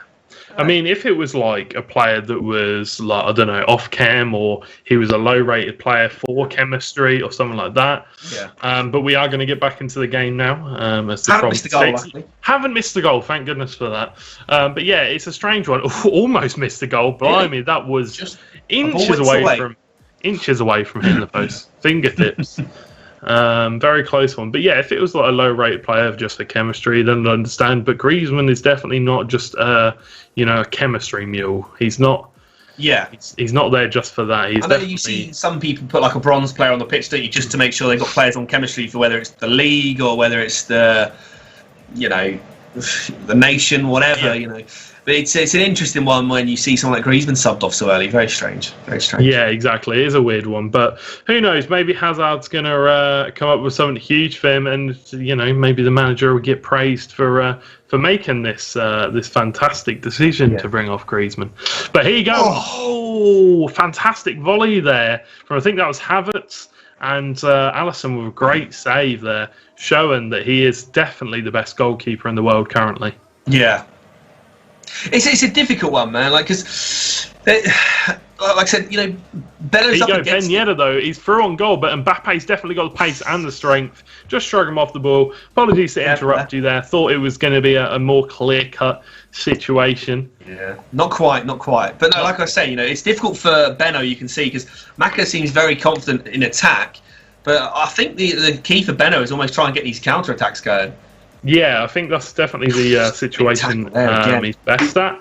But that was a huge challenge, and again, just not just going to keep it in. Very close. Just knocked out of play though. But the short corner is going to come through, and Alexander is going to get a chance on the edge of the box. He's just going to dribble with it, wait for the next player to come. David Luiz, not a great pass at all, and he's going to give the possession away for Benno to maybe take a break here. He's got the ball with Ronaldo. Is he going to find a through ball, or is he just going to play it through in the midfield? He does find it just offside, a bit too soon. The thing here, I don't know. It's difficult to see what Benno's doing really, because I know he's playing a 4-2-2 there. We could see when he made the subs, but it's a difficult formation to get because I've played that formation myself quite a lot this FIFA and last FIFA. But you need to have those two sort of cam players almost on comeback on defence as well, so that they help in defence and attack. Because otherwise, you're almost playing a 4-2-4 if you leave them forward. which again, is very attacking. You can get exposed through the middle if someone's playing a 4-1-2-1-2 narrow or a 4-2-3-1 narrow. It's not easy to play through the midfield when you're outnumbered. Yeah, exactly. It's difficult to play through the midfield. That's why we're saying that he should probably try and go for the breaks. But Maka is defending really well. But he's got a chance here. It's 3-on-2. Can he get the ball back? And he does it! And that's the first goal of the game. 8 seconds to go. Seconds to go. What a fantastic strike. Great bit of play. Bringing the ball in through the middle. And who is it? Who is it again that's getting the goals? It is Mr. CR7. We've just seen Ronaldo score consistently today. For everybody that's been on stream, we've just seen Ronaldo. He's scored all the goals tonight. Has he? Well, not every single goal, but he scored the majority. He's scored a lot of goals with Ronaldo. We're seeing more goals with Ronaldo here, and there's just 45 minutes of football to go now between Benno taking a win. Yeah, exactly. I mean, fantastic job from Benno. Maka really got to, pick his stuff up. He's having a great game, but he's just not getting the clear-cut opportunities he needs to get. Maybe that is because Benno is defending so well, but you've got to think. Look at the opportunities. One shot on target, one goal. That is very unlucky for Maka. But exactly, that's what I said. Once the first game had finished, I said literally, you only knew one chance, and you take that chance and you score it. That's the thing. It wasn't even a lucky chance. He created that chance on the counter attack. He passed it across twice to make sure he had the really clean cut opportunity. Exactly. And a lot of people say, he's had one shot on goal compared to the other guys 6 or 7. It is frustrating when you see those statistics, but when the chance is so clear cut, it was a guaranteed goal opportunity. Lozano is being brought on, and that sub is not going to go through because he didn't back out of the team selection screen. I'm pretty sure. I'm pretty sure that's how it works. I've had that happen to me a few times, and it's very frustrating. I don't think we're going to see Lozano just yet. Maybe he'll realise in a little bit that he hasn't made that change. Yeah, exactly. Maybe he will realise, hopefully. But Ben Yedda's still on the pitch. We'll see if he can make any plays. But here you go. Ronaldo's got the ball, giving it back to Inaki Williams. Probably now realised that he hasn't subbed him off. Hazard's got the ball. Can he make a moment of goal? No, he cannot. Tackled away by Maka. But the possession is still in Benno's hands. Yeah, there's a lot of good tackles going on so far as well tonight. There you go. This is a chance. Ben Yedda 2-0. Two chances, 2 goals. And Maka's got it all to do now, even though he's been the dominant player for both games. There you go. There is that team of the season moments, is it, Ben Yedda? It is the moments, moments card. And fantastic goal. Yeah, again, these aren't lucky chances. I mean, the defender stepped to the side, let the gap open up, but that's Maka was controlling that defender, and that's really unlucky. But that's just the way the cookie crumbles. I'm afraid, my friend. It is. We're going to have to see if Maka can come back now. He's 2 goals, and if it does end in a draw this game, it will go to golden goal because the first leg ended 0-0. So, are we going to see another chance? Inaki Williams, but cuts back into the midfield. Didn't feel like he could pace it. But like Benno's now getting every single chance in the game. The momentum's completely shifted, and Hazard's coming forward here. Gives the ball to Inaki Williams. Not going to get the shot off. Going to try and cut back inside. Maybe just should have took a dig, but. It probably would have deflected away. Going to see a pause cued as well here. He's realised. He's realised that Lozano isn't on. But Ronaldo chop inside. This is a chance. There you go. 2-1 now. 1. Great goal from Maka. It's getting tense now. It is. Could go to a golden goal. Here we go. I'm assuming it's going to be Lozano coming on. There you go. He realised, mate. You've got to leave the team screen. If not, it won't go through. There you go. He's going to back out this time to make realise this time. But yeah, this has been an extremely close contest so far. Exactly what I said. I mean, could it be 2-2? Is it going to go through 2-2 to golden goal? Like I said before the game started, I said they both scored 2 goals in the last game. But here you go. Lozano got the ball. You did say that, actually, didn't you? I did. That is actually quite weird. But Lozano went for the overhead kick there. Not the overhead kick. The rainbow flick there. Just didn't flick the second right analog stick. No. Needs to flick it twice. Just didn't chain it together properly. Very unlucky. But here you go, Lozano down the wing, fresh legs. He's got to bury this one. Chance. Oh, he's gone for the pass across. Should have just gone for the just smash it, even finish it, do something. That is not a passing opportunity. I know what he was trying to do. He was trying to pass it across so that the goalkeeper's taken out of the equation, but, you know. Honestly, that's the thing. It's difficult to watch because of the fact that I know that I would try and do the same thing. Yeah.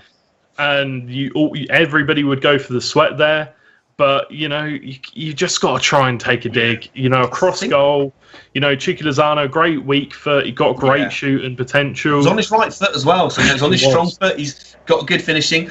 But you can see the gaps are starting to open up here. I think that Maka has changed and gone to fast build-up. Look how many players he's got in the opponent's half. Yeah, he's definitely playing left with his 2 centre-backs. He's gone to ultra attack, and I think his ultra attack and set, and what a huge challenge from David Luiz. We do see a lot of crunching tackles in Arena Clash. That is definitely our speciality, could I say? Yeah, I mean, he's a solid defender. He's super strong, very quick. Probably one of the cards I actually regretted not completing was that SBC, a flashback SBC. So. He's back out, so there you go. Maybe you can look to complete it now. I know you don't play much FIFA at the moment, but corner, 20 minutes to go. I'm 20 guessing. Minutes to go. Are we going to see an equaliser? That is the real question. Are we going to see an equaliser come out? Who's he bringing on this time? He's on Rafa on the right, attacking mid. Whew. It's getting tense. 20 minutes to go. So from what we've seen so far, Maka and Benno obviously very, very hotly contested for this game. Yeah. Both very decent players from what we've seen. What do we need to see change here? It's difficult. You know, I think that Maka's done the right thing. He's pushed his fullbacks forward. He's playing fast build-up, I think. He's throwing players forward, committing them to the attack. The only problem is that going to leave chances for Benno on the counter? Benno's been playing well on the counter-attack anyway, because Maka has been so attacking. Oh, there's an odd corner there. I don't know what happened there. I think maybe just a bit of a dodgy call there from the players. But here you go, chance for Ronaldo. Oh, deflected off the keeper. Another great save from the keeper. Great Two saves in a row coming up clutch for Benno. Wow. Oh, overlaps on. Save. Huge overlap. Rafa running through on goal. He's got the fresh legs against David Luiz. Is he going to go for it again? He whips it into the box onto Hazard. Gives it to Ronaldo. Nothing comes of it. Very unlucky. Probably should have just gone for the shot there. Yeah. Quite unfortunate, but you know that's just how it is. That's just the way it is. Now, here we go. Other end now. On the other end of things, Havertz loses the ball. Going back up the other end. It's a great turn. Look at this: 3-on-3, 4-on-4 now. They got the 2 versus 3. All over the place. God, good recovery, but yes, I mean it's a good recovery. All the players have got back so quick, but it's too late.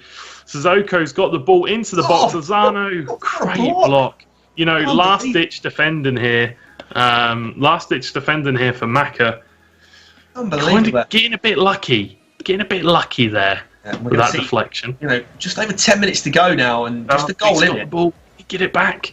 Sissoko, he just needs to hold the ball now. He just needs to try and play possession or try and go for another goal. He has got time for another goal. Yeah. Rafa got the ball here. To keep possession in it. 10 minutes of in-game time. It's going to feel like a lifetime for him. Yeah, I mean, it's quite a while, isn't it? It's like, about 45 seconds a minute, something like that. Yeah, it's probably a minute and a half or so. It's it's more trying to keep the ball when your players are tired as well. It's not going to be easy.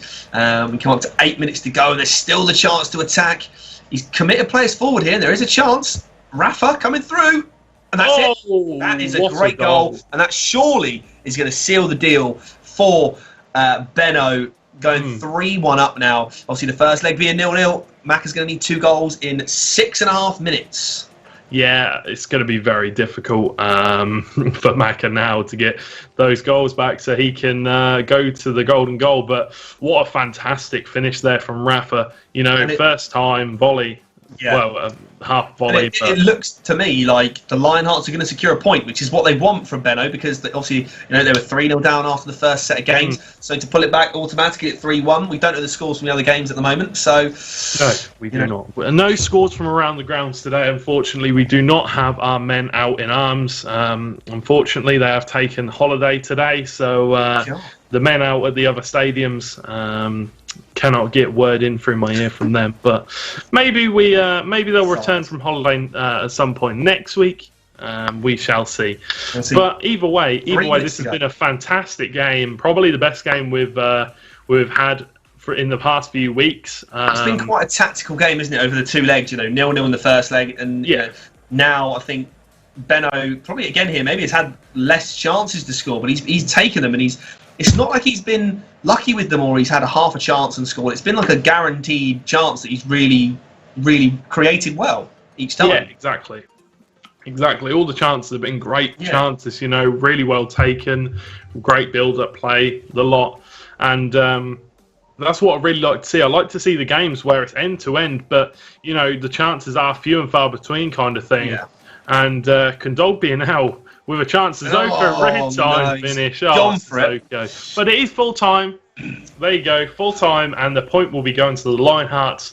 With Benno, can be happy about that one, taking the point away from Macca. That is it, yeah.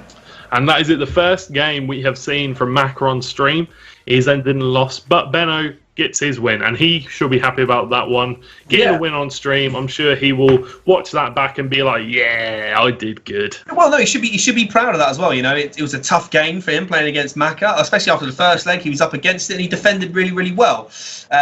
He didn't have as many chances as Macca, but the chances he did create were almost guaranteed goals. Exactly, and that's you got to be clinical in these games. There are going to be few and far between chances, and that is the nature of such hotly contested matches. Every point matters in this competition, and Benno took those chances. Yeah, and it's one of those where maybe Mac will feel a bit hard done by because he's probably had more chances over the two legs, but a lot of the chances he had weren't really that clear cut. You compare them to Benno's opportunities, where Benno was very much in and around the 6-yard box. Mac had a lot of shots like on the edge of the area. There's probably a few saves from both goalkeepers to keep them in both games. 3 goals to 1 to Benno as well. So it's not like he's just won by one sort of narrow goal or a lucky goal. No, he's won by 2 clear goals, so it's a fixture that Benno can, like you said, he can look back at it and he can be proud of the game. Definitely, he's got to be proud of himself because that was a very good game.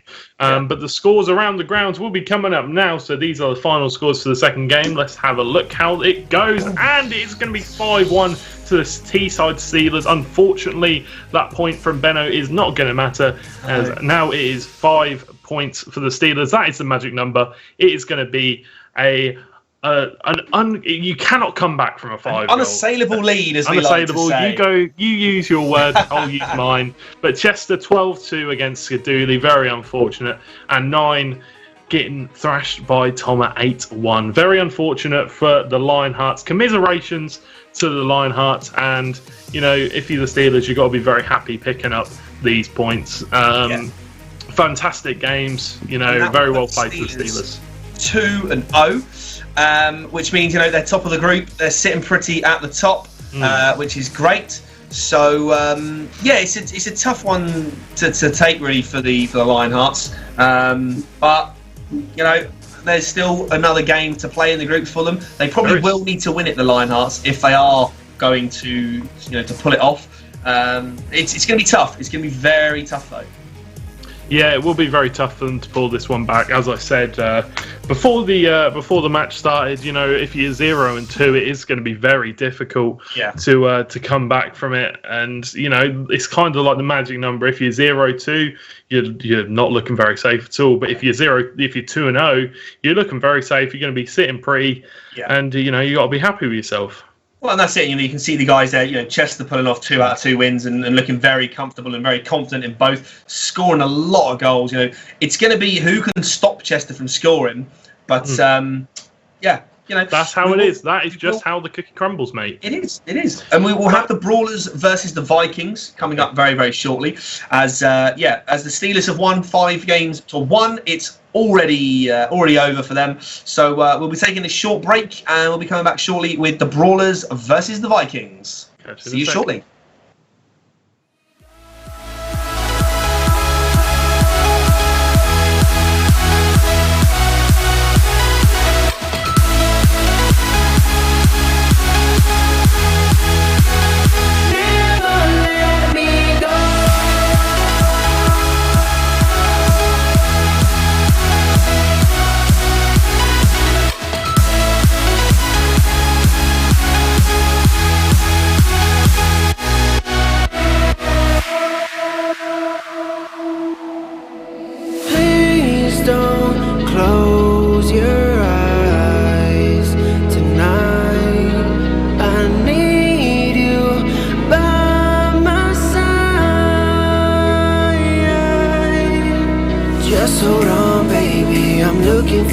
lately, it's been a little crazy, but maybe that's okay.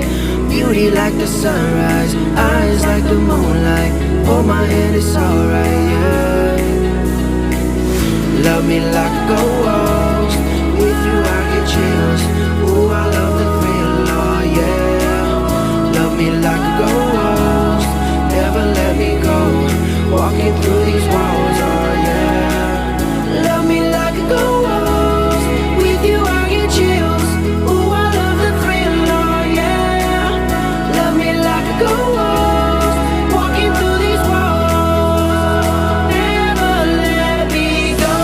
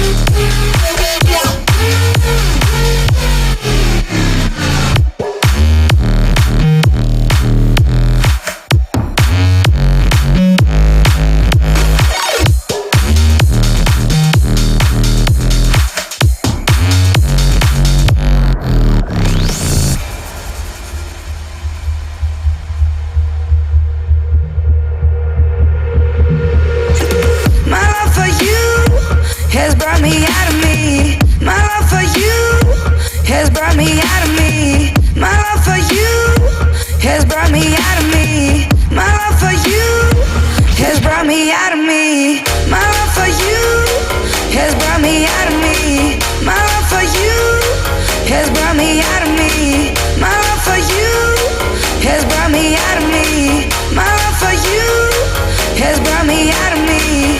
My love for you, my love for you, my love for you, my love for you, my love for you, my love for you, my love for you, my love for you, my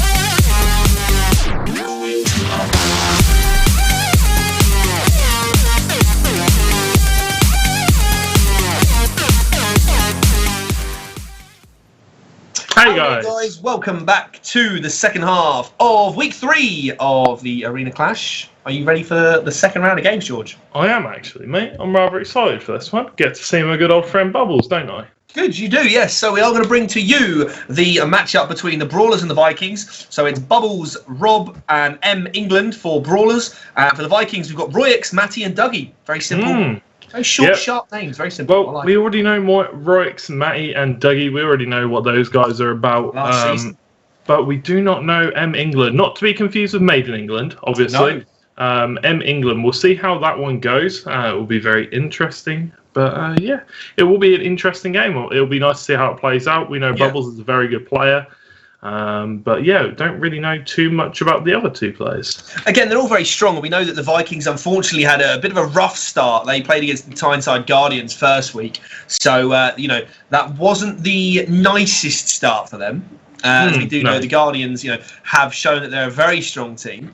Yeah. Exactly. So it's an interesting one because the Brawlers currently 0-1, and we've got the Vikings 1-1. So, you know, it could go either way. If the Brawlers lose it, they'll be 0-2, so they could be in a bit of a sticky situation. Yeah. If they win it, they could turn it around and they'll be pulling themselves level.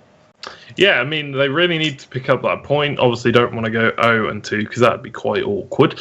That's not a great start, is it? Start, I'm sure for the Brawler side of things, I'm sure they'll be able to pick up a point. You know, like they've got a strong team. We know they've definitely got one very strong player. So yeah, we'll see how they get on. Obviously, you know, there's been a few changes in their team, so it'll be interesting to see how they adjust to the changes.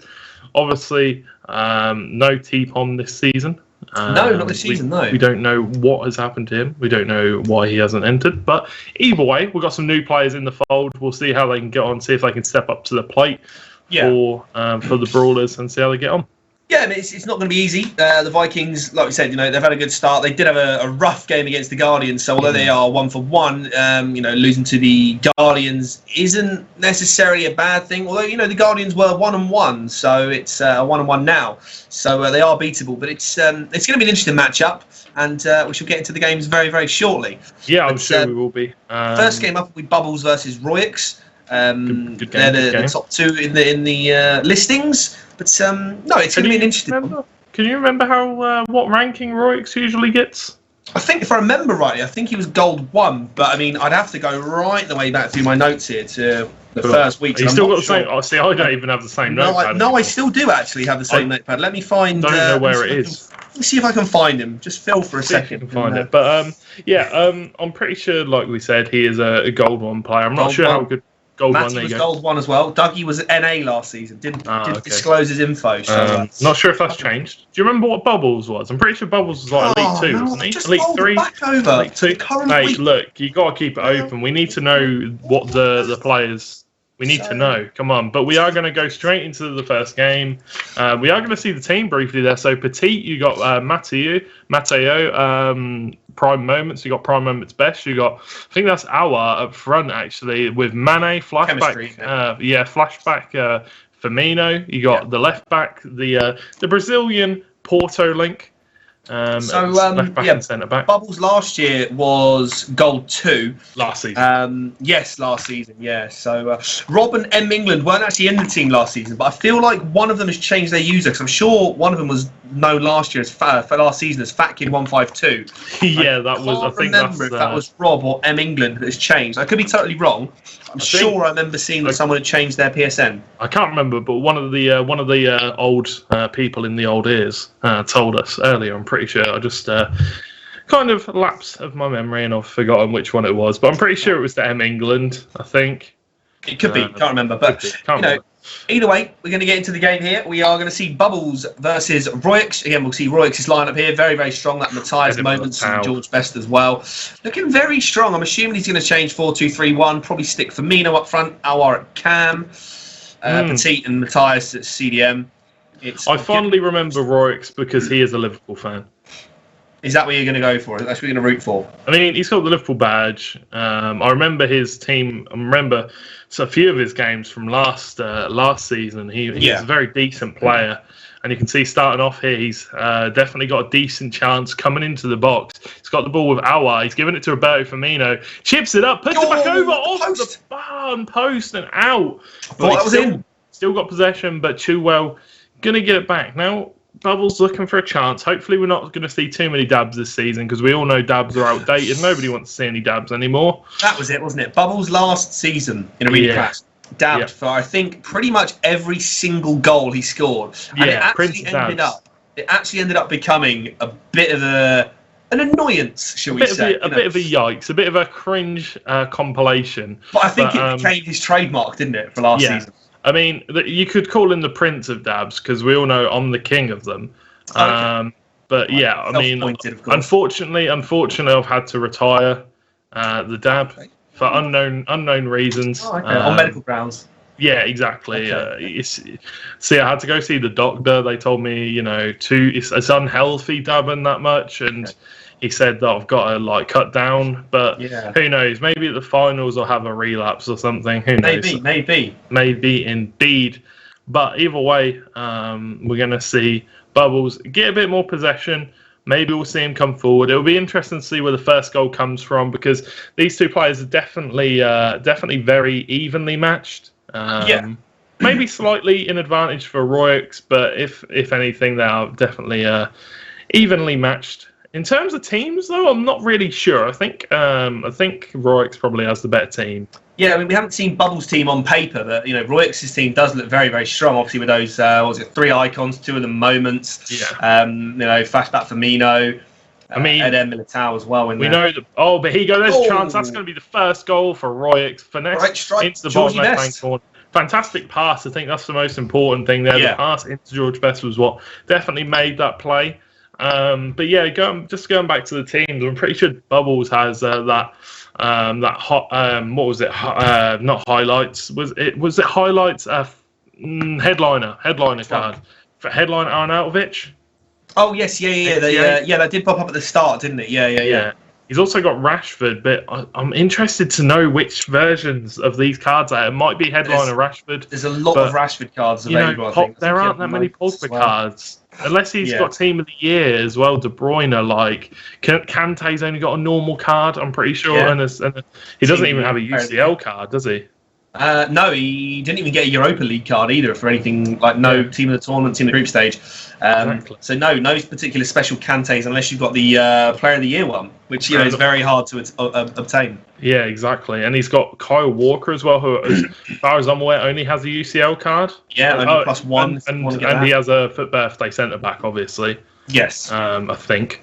And he's also got Van Dijk, but they're cheap cards. They're not like I think he's just got normal rare gold team. Compared to other teams in Arena Clash, it might be a slightly weaker team on paper. Yeah, exactly. That's what I was trying to hit at there. Yeah. It's definitely not the strongest team we've ever seen, but can we see him get a Dab Fiesta going? But yeah, a lot of it does also depend on the player's ability with that team. It's all well and good having a great team, but if you're not a great player with that team, then it's. Oh, but he got another chance. Slots it past, but cannot get it into the back of the net. Just past the post. Past the post. Roix is looking the most likely to score the goals here. I think we're going to see a corner, actually. He's definitely, must have just took a deflection or a nick off the keeper. But, either way, definitely Roix is having the better chances right now. The lion's share of possession. But, Bubbles has been a great player in previous Arena Clash seasons. So, don't write him off. But here comes Mateo. Oh, my Lord. What a fantastic goal. Flicks it over his shoulder on the volley, puts it in the back of the net. Yeah. What a fantastic card as well. Definitely one of the top cards to get. Yeah, I mean, he's a solid card, and that Moments card, being +1 on his Prime icon, Super Prime, Optimus Prime icon. Great finish. He's such a good all-round player, that Matthias. Look, every stat almost in the 90s, apart from 86 physical, 86 dribble, and even that is still very, very good. Yeah, I mean, I don't know if we've had a card that's been all in 90s this season, have we? Either way, it's been very close. Usually, the great strikers have something like defense or physical that lets them down. There may be a card out there that's got 90 plus everything, but it is quite unlikely. I think Kenny Lala was very close. I think it was just his. His shooting that was just off. I think it had it's 80 odd, but there you go, another finesse shot. Opens up the body, makes the space. I mean, again, that Firmino card. I mean, he's actually got 90 everything apart from 69 defense. Yeah, exactly. It's just defending. Yeah, I mean, it's just the defending. It's like that with a lot of cards, but I'd be interested to see if there is a card with 90 everything this season. But either way, I love that Firmino card. It's such a good card. As a Liverpool fan, I'm sure you are enjoying it very, very much. Shut up. I've always rated Firmino on FIFA. I just love his dribbling, and it isn't biased because I'm a Liverpool fan. I genuinely think it might be a little bit. But here comes Pogba with a shot, a little bit of a snapshot, and straight down the middle of the goal. Unlucky there. An easy save for Edison though. Yeah. Not much he can do. Bubbles clearly being outplayed a little bit. Just absolutely speared him off the ball there. Not sure how that one wasn't a foul. But Aguero got the ball now for Bubbles. Bubbles just looking to hang on to it. He's playing a bit slower than most players usually do, which is interesting. Yeah, I don't know if he's actually using the possession build-up maybe. That's why his team aren't getting forward so quickly, because if you've got something like balanced, if you start to progress your passes forward quickly, a lot of your players will rush up to join the attack. But seems to be quite a slow build-up here for Bubbles. It may work. I mean, so far we're yet to see it. But, like we said, Roix is a very, very strong player, so we know that he's good. I know he had some goal 2 finishes or whatever from last season, but I mean, it looks like he's been playing the game a lot. He's got a very solid team, even for this late stage of FIFA. Yeah. And he's looking very, very confident here in the first half of the first leg. There you go. Mane, he's got the ball. He's going to whip it into the back post to Haya. Just gets his fingertips to it, picks it up, throws it out, and they're going to. Quite a lot of Liverpool players as well. Like you say, obviously, he is a Liverpool fan, isn't he, Roix? So, you can see that he's using a lot of Liverpool players. Maybe at this late stage of FIFA, he just wants to use a team that he's going to have fun with. Oh, that's not going to be an offside there, but Rashford gets a chance. Well defended again by Roix. And Roix looking like a very decent, well-rounded player. He's got that Firmino. He's got that team of the season, Mane, which looks like an insane card to use. Personally, haven't used him. But, we'll see how he gets on. Petit's got the ball here. Pass it into Aouar. And I'm probably butchering his name still. We probably both are. But honestly, I have no idea. Whips it into the back post. Mane cannot get there. And that's going to be half-time. That has been a fast half. Roix currently winning 3-0. Yeah, playing very confidently. He's looking likely to take the win here, in especially the first game. It's difficult to say because we know that Royx is a strong player, and I think, do you know what? I think he's probably improved since last season in Arena Clash. You can see there he's limited Bubbles to just 2 shots on target. So even if Bubbles was to score both his goals of shots on target, Royx would still be winning the game. That's how confident and how well he's playing in this first half. Yeah, he's playing really well. He's definitely shutting Bubbles out. This isn't the same Bubbles we saw before. No. I don't know whether Bubble, because his team's the same. His team's exactly the same as before, by the way. Like, he hasn't had many changes, but here you go. Awar's coming through on goal, powers it past the keeper, hits the post, almost goes out, but luckily he hits the inside of the post and back into the goal. But just going back to Bubbles, his team hasn't changed much. I don't think it's changed at all. Maybe he hasn't played. Yeah, that's what I was going to say. Maybe he's just fallen out of love with it, and he wants to get involved in Arena Clash. That's what he's kept his team for. It doesn't look like he's improved his team as much as other people have done. Again, maybe he's had just some time off. Maybe he hasn't been playing FIFA as much. Maybe he's been playing other games, or maybe he hasn't wanted to put in the time to improve over the rest of the summer. Yeah, exactly. Mane burst through again. Lovely turn. Good block from Van Dijk. Turn. Again, another challenge from Van Dijk. Really solid, obviously Van Dijk, as we all know. But at this point of FIFA 19, team of the season's come out. It's kind of, the last knock-ins of the game, basically. We're coming into August time, early July, Yeah. And when we get to August, exactly. When we get to August, that's when everybody kind of goes, well, end of the season, basically, and hop off to other games. So it's difficult as well at this stage because obviously, the real life football season's all finished. There's not a lot of other football going on. I mean, you got the Women's World Cup. We spoke about that last week. So, the Women's World Cup's still ongoing. It's just a bit of downtime almost in world football in general, because if it wasn't the Women's World Cup, there wouldn't really be much else on at all right now. Yeah, exactly. I mean, you got like the Chinese leagues and the MLS, I think, going. But sort of do, almost. For European football fans, there's nothing really to drag you in. Like, I'm not. No offense, obviously, to the Women's World Cup, but when I watch it, I'm not then going, I really want to recreate that on FIFA like I usually would. But that was a chance, and then overhead kick just goes wide. That was a great chance there from Roy. Yeah, it was. Yeah. Absolutely dominating. But the thing is, we spoke about that last week. Sorry, going back to the Women's World Cup, you just say it would be interesting to see if they could. Obviously, with Volta coming out next year on FIFA 20, they're integrating the men and women playing together. I love that feature. To be honest, it would be interesting to see if they added women into Ultimate Team and you could play men and women. I know that doesn't happen in real life within the rules of normal football, but I don't understand why they couldn't in Ultimate Team. It is a video game. Let's see Royx go through again and take it to 5-0 now. Wow, and that's Firmino again.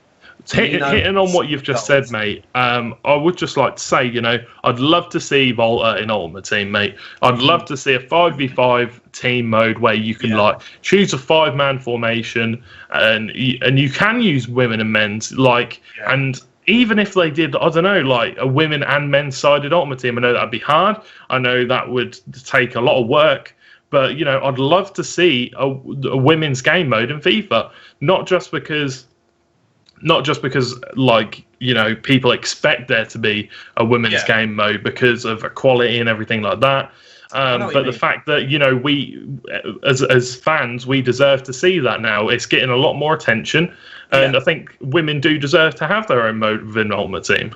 Yeah, and I think, even if it's not just their own mode, and they did introduce women's football a year or two ago, didn't they? But it was only, again, in offline mode. I think you could only play with a handful of international teams. It's still only national teams. Honestly, they integrated this, I think it was FIFA 16, so it's been 3 years. They haven't changed it at all. You cannot do a women's career mode. You can only do women's kickoff, and I think you can't. I don't even think you can do it online. I think it is only just a kickoff mode, really. If you and a friend or someone was sat next to you with another controller, you could do it in an arena if you wanted before a match or whatever. Yeah. But like I was saying, there's no reason why they couldn't put men and women in Ultimate Team and just integrate it and have scale the women's ratings to reflect women's football. And obviously, like we've got like Ronaldo and Messi are the highest rated cards at the start of the year because they're two of the best players in men's football. There's a few players, I'm sure. Alex Morgan, there was a Brazilian player called Marta and that. Yeah, but there's players that within women's football are the best in that sport in that gender. So why not have that on the team? Yeah, I don't personally get it. Works, anyway. Here comes Roix again. Ramino on his hat trick, but he's not going to be able to pick that one up. Cause is coming out, maybe looking to make a sub. 5-0 I'm interested in with Volta, to go back to Volta again, is they need to introduce online five-a-side. Like, I know that it's going to be, five-a-side, it's cool, you can use different players, whatever. We still don't know if it's all going to be like AI players that are made up, or whether you can actually earn real life footballers for your teams. Like, you can earn maybe like legends, or maybe you earn players that play football now. I don't know, like Rashford and people like that. I don't know, whoever you want to earn. But it'll be interesting to see how Volta works, because I think it's probably going to be just random created players. If they're going to introduce women as well, they probably won't have. They might have the authenticity for the men's players. I don't know. I think we heard something about it being a pro clubs thing as well. Yeah. Having something to do with pro clubs, so maybe we'll see a 5v5 pro clubs Volta. That's the biggest thing that the community want, I think, at the moment, is to make that mode online. Yeah, exactly. Online, it could be put in pro clubs, it could be put in Ultimate Team. I don't really mind, but here you go.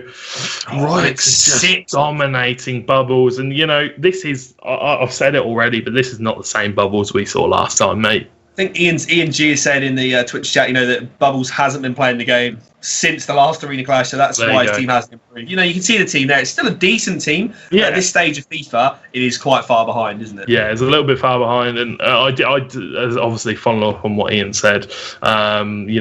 It is. You can tell that he hasn't really played much before. He was dominating his opponents, and he wasn't just dominating them though. That's the thing. He was literally abusing those poor people. Yeah. And to be honest, it's just not the same as before. Maybe he'll get back into it next season. Maybe he'll pick up FIFA 20. Maybe we'll have an earlier FIFA 19 Arena Clash for FIFA 20. But we shall see. It'll be interesting to see as well. Like these guys. Obviously, hopefully we get a sort of winter season. I suppose it'll be then for FIFA 20. You never know, and it'll be interesting to see how teams start, because everyone starts from scratch again come the end of September. Yeah, and the thing is with that, we will see people improve week on week on week. I know there'll be players that have as well. The best. Yeah, exactly. And I know there will be players that already have the best teams. Yeah, it'll be way more interesting, man. Once Weekend League starts up, because I don't know, I don't know the schedule of everything, like when if Arena Clash is to do it, when that would start, and when Weekend League starts. Usually it's around the first week of October, I believe. Yeah. So you've almost got like a week in September, 2 weeks in September to prepare your team to get ready. As we come to final whistle here with a competent start for Roix there, 6-0, looking likely to take 1 point for the Vikings already. We will be going into the second leg very, very shortly. But to carry on, subject of like FIFA 20 coming out, it'll be interesting to see what happens and how it comes about. When the first weekend league starts, that's when teams will start to improve very quickly. Team of the week cards become a huge thing at the start of FIFA. Yeah, man. Just you saying that's already got me hyped for FIFA 20. You don't need to hype me up. Like, honestly, I will say it, and I know that people will be like, "Oh my God, George, that's a shock." But I haven't loved this game. It just hasn't been for me personally. This year's been a tough one. I do agree. It has been a tough one on the old mental side. But I'm really excited for FIFA 20. I really do believe that they understand now what we want as a fan base, and I think they're really nailing that home in the way that they're trying to put it across. I just can't wait to hear more Ultimate Team news. But going back to the game, there, Roix dominating Bubbles. Obviously, it's difficult because he hasn't been playing too much. Yeah. But let's have a look at the scores, shall we? From around the grounds, we've got the other games on the go at the moment, and it is looking like a pretty tight affair so far. It's actually every game has been 1-0. So Roix 6-0, Matty 4-0, M England 3-0. What do you make of that, George? Close, very close game. I think we found out that M England is Fat Kid, right, from last season. I think so. Yeah. Cool. Just to confirm that one. So obviously he was one of the better players in the team in that team last season. I don't know if Dougie is one of the better players for the Vikings, but it's looking good for the Vikings. Definitely, it's looking good for the Vikings. Obviously, we knew that Dougie wasn't ranked last season, so maybe he doesn't play weekend league. But It's looking good for the Vikings. 2-1 currently. So the Brawlers really need to bounce back now. They need to bounce back, and got to bounce back. And there's still a long way to go though. We've still got 6 games to go, unless the Vikings can produce a 3-0 whitewash in the second set of fixtures. Yeah. But Roix and Matty looking very strong, 6-0 and 4-0. M England looking strong for himself though, and also for the Brawlers, winning 3-0 against Dougie. So it's very strange to see both or all the games be 1-0. So only one person scoring the goals across 2 legs. Yeah, I mean that just shows that there's obviously a bit of a difference in skill levels between those a bit of a skill gap. Yeah. So maybe in the second game it'll be a bit different. Maybe players will get matched up against people that they'll have an easier time against. Who knows? We'll see how it goes for them. We'll be getting into the second game shortly, but for FIFA 20. We are going into game right now, actually, guys. Let's so do it. You don't even have to wait. Second. For some reason, I was going to say, it's Bubbles versus Roix again, but of course, it's the second leg, isn't it? Yes. I thought already that those games had been 2 legs already, but never mind. That's me. Yes. No. It's been a long day. I like how it says when you've got the players to watch, where it says age, it just says 30 for Aguero, and then for George Best, it just says icon. It doesn't actually even say his age. I'm sure it used to say. The only reason I'll tell you why actually. The only reason that may be because on George Best, because obviously George Best passed away, didn't he? Other icons may still have their ages. That's the only thing. I'm sure on other icons, I'm sure it says their actual age on some of those.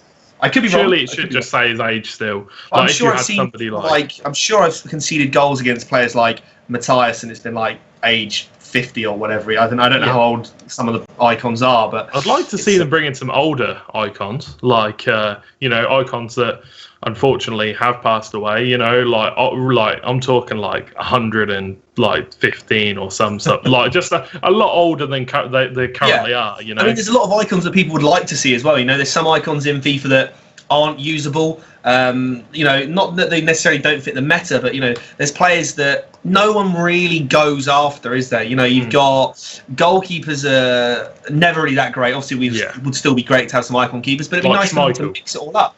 It'd be nice for them to mix it up as well, wouldn't it? Like maybe Fabian Barthez, for example, was a great goalkeeper, or I don't know. There's so many goalkeepers they could get that aren't involved. I remember there used to be icons like in the past, like Gary Neville was never really used. In this FIFA, you've got like Paul Scholes has never really been used. You don't really often see Roy Keane, players like that. It's difficult to pick out the icons you'd want though.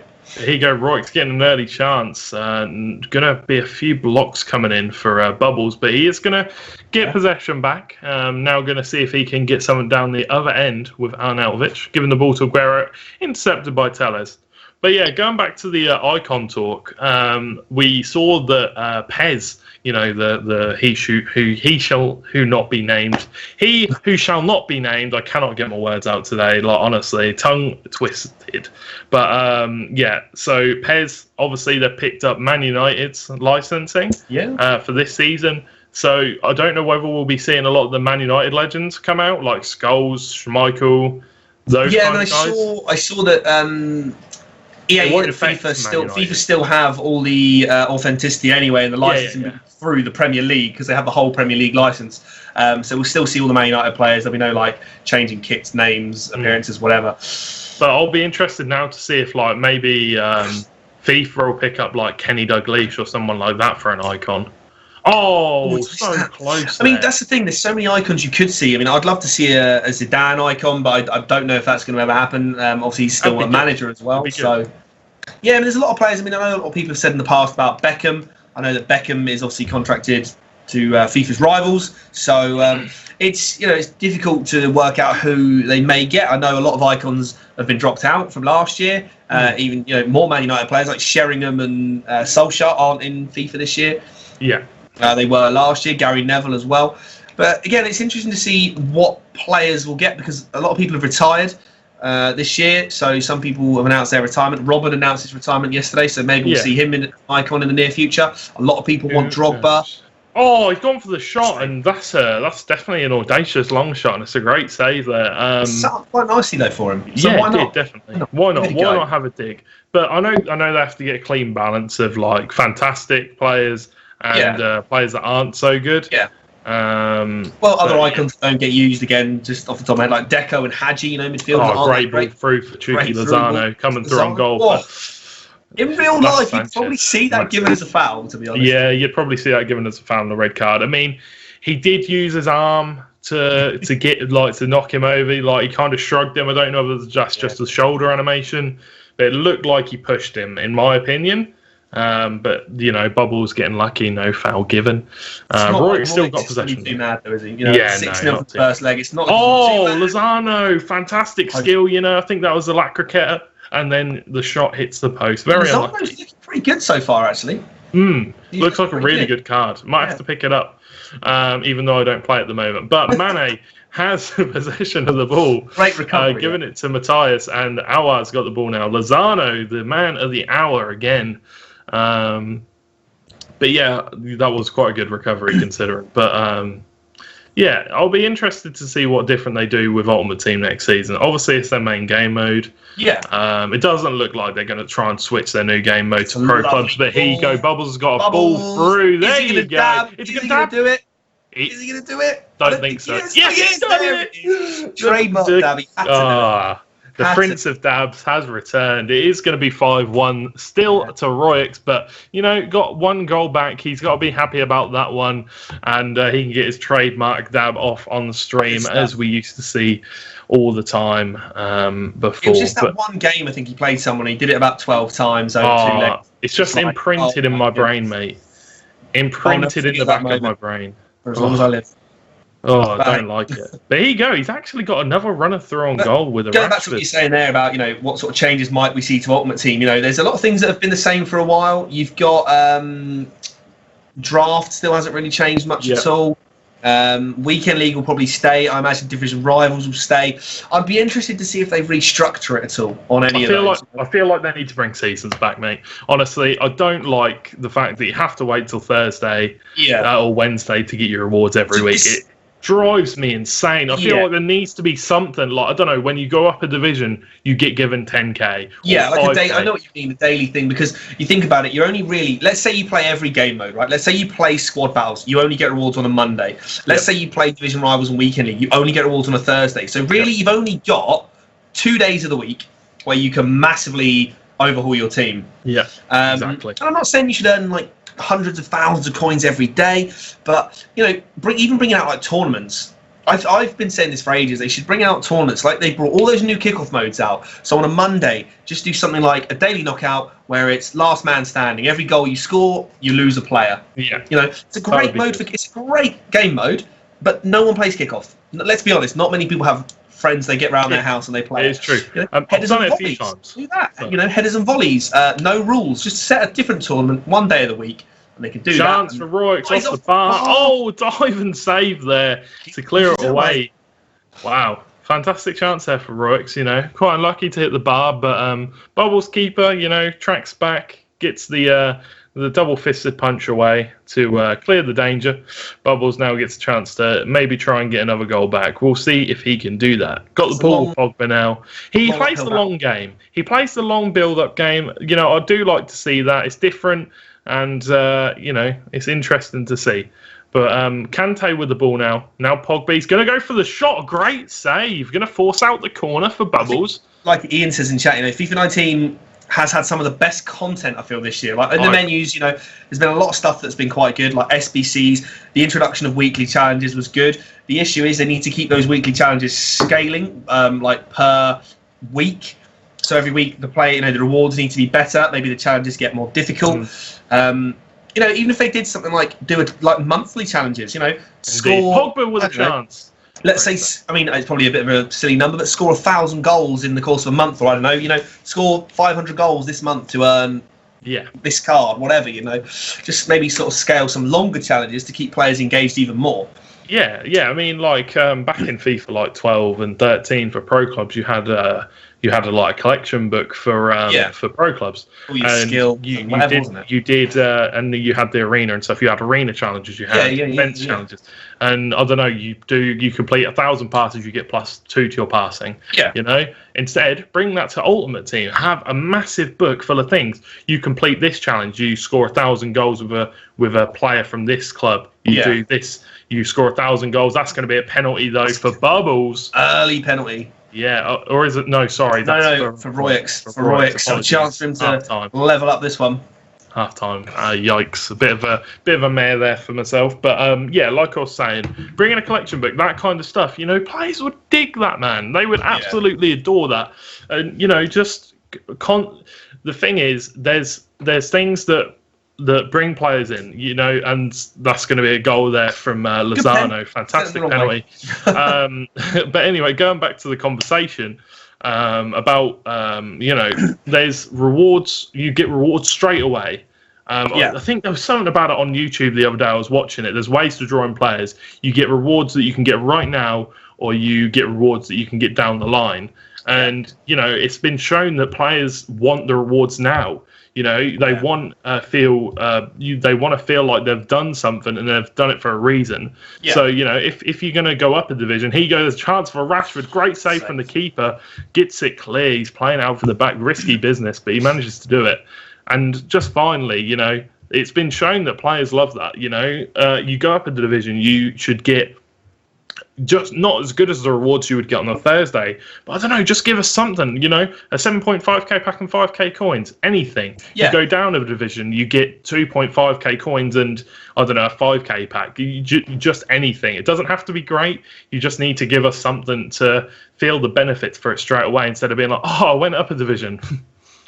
Yeah, I know what you mean. And also, if you go up a division during the week, you've got to wait until the following Thursday for those rewards to even come in place. Exactly. I feel like say you started in, everyone when they did their placement matches, a lot of people got put in Division 5. Yeah. So say, I don't know, let's just take coins for example. I'm just going to pull a number out. So obviously a lovely goal from Royx there. Very, very nice. What a goal from Alma. I was going to say, say you get 40k for being in Division 5 on a Thursday, let's say, Division 5 rank 1. If you were to get promoted during the week to Division 4, you've then got to wait for the following Thursday to kick in. You still only get your 40k rewards, but you're still playing in Division 4 at that time. So you should go up to Division 4, where, I don't know, maybe you win 45k coins or 50k coins, whatever. Because otherwise it seems a bit silly. You're scaling up for next week's rewards, a week ahead. So, you're a long way off.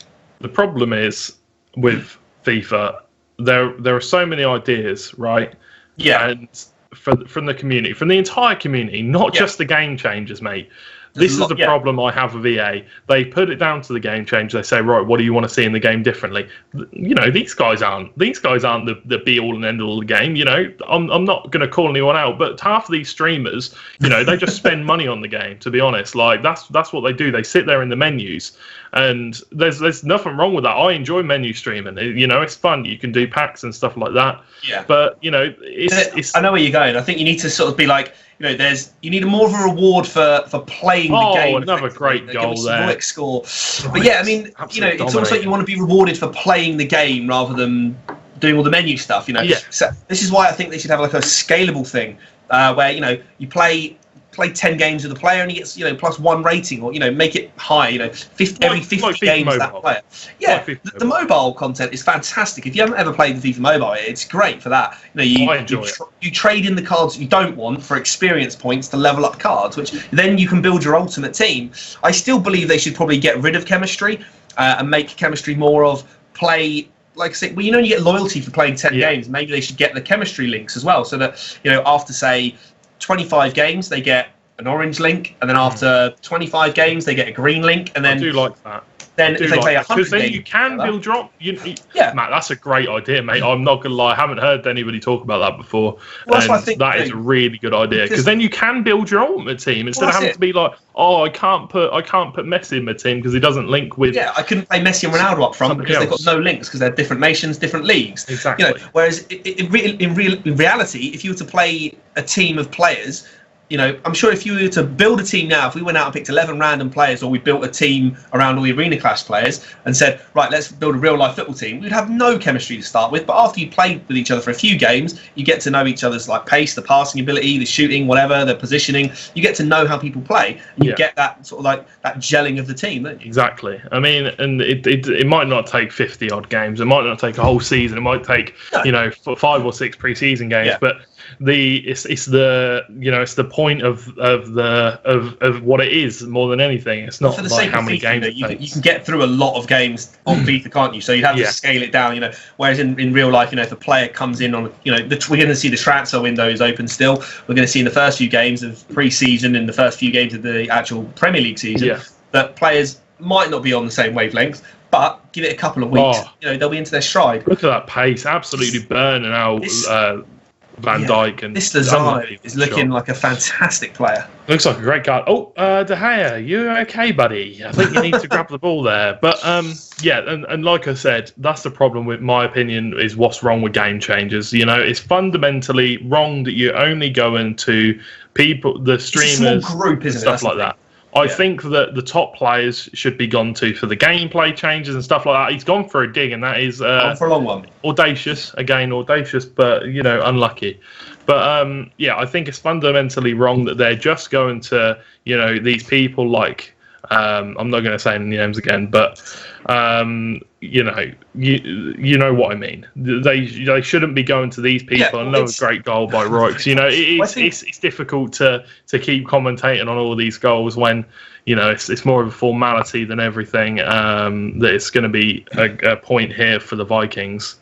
Well, I think what you always say as well is it's a small group, and I think that EA need to almost utilise their Twitter as well and sort of go, this is something we're thinking of doing. Let's take a vote, because EA's Twitter's got 8 million followers or something crazy like that. That is a lot of people that could weigh in on you could say, like, just offer them 2 choices, right, do you want goalkeeper movement in FIFA 20, yes or no? If it's a landslide one way or the other, you can easily manipulate that and say, right, that's what you wanted.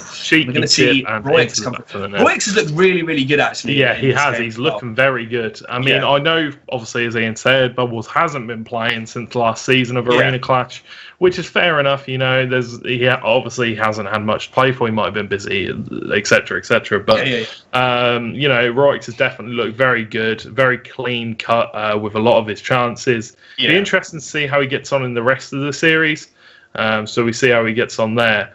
But obviously we're going to see him come up against some stronger opponents, and that's not me trying to say anything negative towards Bubbles, but if Bubbles hasn't been playing the game a lot, he's going to be very rusty. He's not going to be as fluent in the game, and you can tell, even just the team lineups are quite a lot different in terms of rating and skill level, purely because Royx has obviously still been playing the game a lot more than Bubbles has.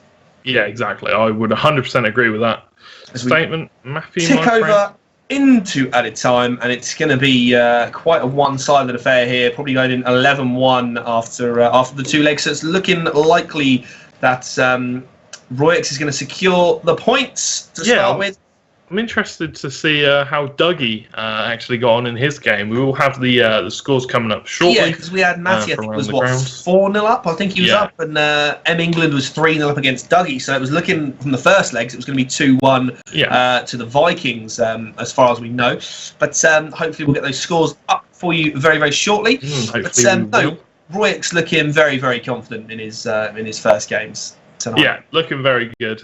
Looking like definitely a good player. Maybe one to watch out for. He looks like he's improved from last season, from what I can tell. So we'll see how we do. But the score's coming up now. We'll see how the rest of the players got on. And there you go. Only 1 goal was scored from the losing side, which was Bubbles. But Matty with a 10-0 scoreline against Rob, and not made in England, M England. M England with a 6-0 result there. So 2-1 for the York Vikings. We'll see how they get on in the second series of games. Unexpected for Royx to win by such a landslide, but there you go. It is what it is. Like you said, it kind of almost makes sense in a way, though, that obviously Bubbles hasn't been playing a lot, so his team has fallen behind quite a bit, and like you said, he hasn't been playing a lot, so he's not going to be as ready. It's the same as anything, really. If you do something day in, day out, say you're playing FIFA all the time, over time you should, in theory, get slightly better because you're more well practiced, assuming you don't fall into bad habits or anything like that. So yeah, I mean, we should have the next games coming up very shortly. We have got, I think, Rob versus Dougie might be the next featured. Yeah, I think that's probably the next game.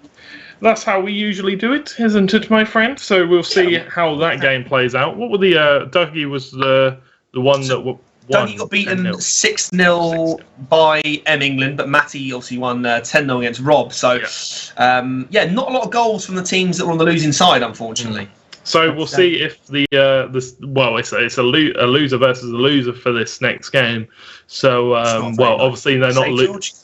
Come on, mate. You know what I meant. Rude. You know, it's a player that lost his last game versus a player that lost his last game. I mean, that's the thing. It's difficult to see from that how to compare how this game's going to go, because they both failed to score. They both got beaten fairly comprehensively by the opponent, but we know that each team has good players. We know that England is a decent player. We know that Matty was a decent player. So, both of the guys that lost those games, it wasn't an easy fixture for them. No, it definitely wasn't. I don't think any fixtures are particularly easy. No, there's no such thing as an easy fixture here, is there? No, exactly. All fixtures are fairly difficult. But, a 10-0, whatever it was, on one side of things, a 6-0 on the other side of things, very difficult. And we'll see who didn't tilt the most, I guess. Yeah. No, it's going to be interesting to see if there's any bounce back from either of those. Obviously, we're going to see if Royx can continue his dominance. He was looking very strong in that game. So, difficult to see. Like we said, neither of these guys scored a goal. So, obviously, they're looking to get their first goal of the week. Indeed, they are. They are looking to get their first goal of the week. Well, the first goal on stream, potentially, depending on how the rest of their split goes. The last goal, the last game they will get on stream until next season. Who knows? They will have to improve. They'll have to look to practice off of stream if they want to continue on the race to insomnia. But I mean, that's not going to be far away either, is it? We've not got long until we're back in the studio for the knockout soon, because after this there's only 2 more group games to go. Yeah. It's not going to be far. Well, I will be a year older when we're at Insomnia. I will actually be 22. Yeah. Falls on, I think it's the weekend after my birthday, something like that. What date does Insomnia actually fall on? Can you remember? But we now into. I know the Monday is the 26th of August. So it'll be the 25th, 24th. It'll be sort of the 24th, 25th, depending on when it falls. If it's the Saturday or the Sunday when FIFA gets played. I'll have to. I'm pretty sure we'll be in the studios around birthday, so you'll have to give me a birthday cake or something. We'll see. Anyhow, we're into the game, and we are going to try and work out from these gamer tags. It's Rob in the white kit, so that should mean that Dougie is in the red kit. Dougie a Man United fan with that? Is that a Man United kit he's got there? I think it is, but Rob's going to whip the ball in, goes to the overhead kick. Didn't have the height on that jump, but we will now see Dougie come forward, see what he can do. Is that the Man United kit? Is it? It's an odd one. I'm not sure. I don't think it is. But it also doesn't look like the sponsors, does it? Yeah, it does, but it doesn't. We'll get a close up. Chevrolet isn't their sponsor anymore, is it? I'm not sure actually. I think it may be. Either way, coming through on goal, that is going to be a corner for Rob. Let's see how he can deal with this one. Whips it in back post, not the front post we usually see. But here comes Dougie. Dougie's got a chance to come forward off the break of the corner. Son looks for the pass. That is not the pass you want to play. But Rob just walked straight through the defence. I'm presuming he was holding R1 down to draw the other man to him, and he just literally walked through them. So that's an interesting one. But Aubameyang got the ball here. He's going to give it to Fabinho through to Son. Can Son get it someone from here? Whips it in to the edge of the box. Nothing's the short answer of that. I said no is the short answer of that one. Can you produce anything? No, just given away very easily. Bit of a strange cross there. Yeah, bit ambitious, but you don't win the raffle if you don't buy a ticket, so it's always worth a go. But yeah, probably not from there, to be honest. But either way, we're going to see Dougie on the attack again. It'd be interesting to see, because these guys, like we said earlier, didn't score in their first fixture or their first 2 legs. So interesting to see. Oh, what a turn! There you go, Gabriel Jesus, and he has broken the curse. Wow. that you were talking of, and I think he's saying what to him, or is he I shushing think him? that's his default celebration. He just thought, like, "Can you hear me?" kind of thing. Well, And, we definitely can hear you now, Dougie. He has got his is first that the goal of Bayern the Munich kit? Maybe is it the Bayern Munich third kit? Maybe Yes, that is that. It is, Well, it is. fourth kit, isn't fourth it? kit. Is it the fourth kit? Yeah, the special digital version. Yeah, the kit. special digital version that we all got for free, I think. Possibly. Yeah, I can't remember. Either way, to be fair, I did like those kits. They were pretty funky looking. Gabriel Jesus up front. Yeah, not the one that most people would go for, but Not the standard that we have across the board. yeah, exactly. But who knows? Maybe a few coins spare. But I do see a Bellarabi, so it'll be interesting which version that is. Even that, I don't know that Bellarabi has many cards available. I think he's got like an 85, maybe an inform. You may be right. It may be an 86. Let's have a quick look. So we see. I think he's got some sort of special card. Just an 85. He's got two informs. He's got an 83 and an 85. There you go. So as usual, I'm correct. As always, Matt is correct. Big brain, Matt. Wealth of knowledge. There's a header almost going in, but a good save by Manuel Neuer, of all keepers. Haven't seen much of him this FIFA, to be honest. Nobody's really picked him up. I still think he had these special cards, and I know he was injured for a lot of last year, wasn't he? I don't know if he was injured for much this year. I think he broke part of his hand or something. El Arabi whips it in. Nobody is going to be on the end of that one. Just misses the ball when he goes for the header there. But Poulsen, hopefully that's the inform Poulsen, or maybe team of the season. He goes to the shot. Oh, good save. Just like parrying the ball away. But yeah, that Poulsen is a great card. I don't know if you've seen much of him. No, he's got a lot of cards as well. He's got a lot of special informs and special variants on his cards. And Sun going for a swing and a miss. Running out of time there. Shut down very quickly. Yes. I think it's like a very Bundesliga-orientated team here from sort of almost from both players, really. Especially Matt, I think, England, sorry. I think he's got a very Bundesliga-orientated team here. Yeah, exactly. A very Bundesliga-oriented team. It would be nice to see. Like what ratings of these cards it is. Goes for the cross into the middle. Not going to find anybody. Just need a bit more power, maybe. But yeah, we'll see how it goes. It's looking like Dougie's on the attack constantly here. You know, Dougie looking like the slightly stronger player. He's going for that turn with Jesus again, and it's Neuer with the save there. Great save from Neuer there. Yeah, I think it's looking like Dougie is slightly the more sort of controlling player here in this game. He's looking strong, doing very well. Definitely looking very strong. Bellarabi running down the wing. He's quick, He's actually shrugging off Azpilicueta, another whip into the box. We are seeing that Rob is liking the balls into the box here for Poulsen. I'm not sure if Poulsen's that tall. I think 6 foot maybe. Not massive, but not too tiny either. No, I think he may be actually a little bit taller than that. I'll bring him up again here and see if we can find out. But he's a player that's very tall as well. So very fast is what I mean. Very fast. Very there you go. Not too tall, but very quick.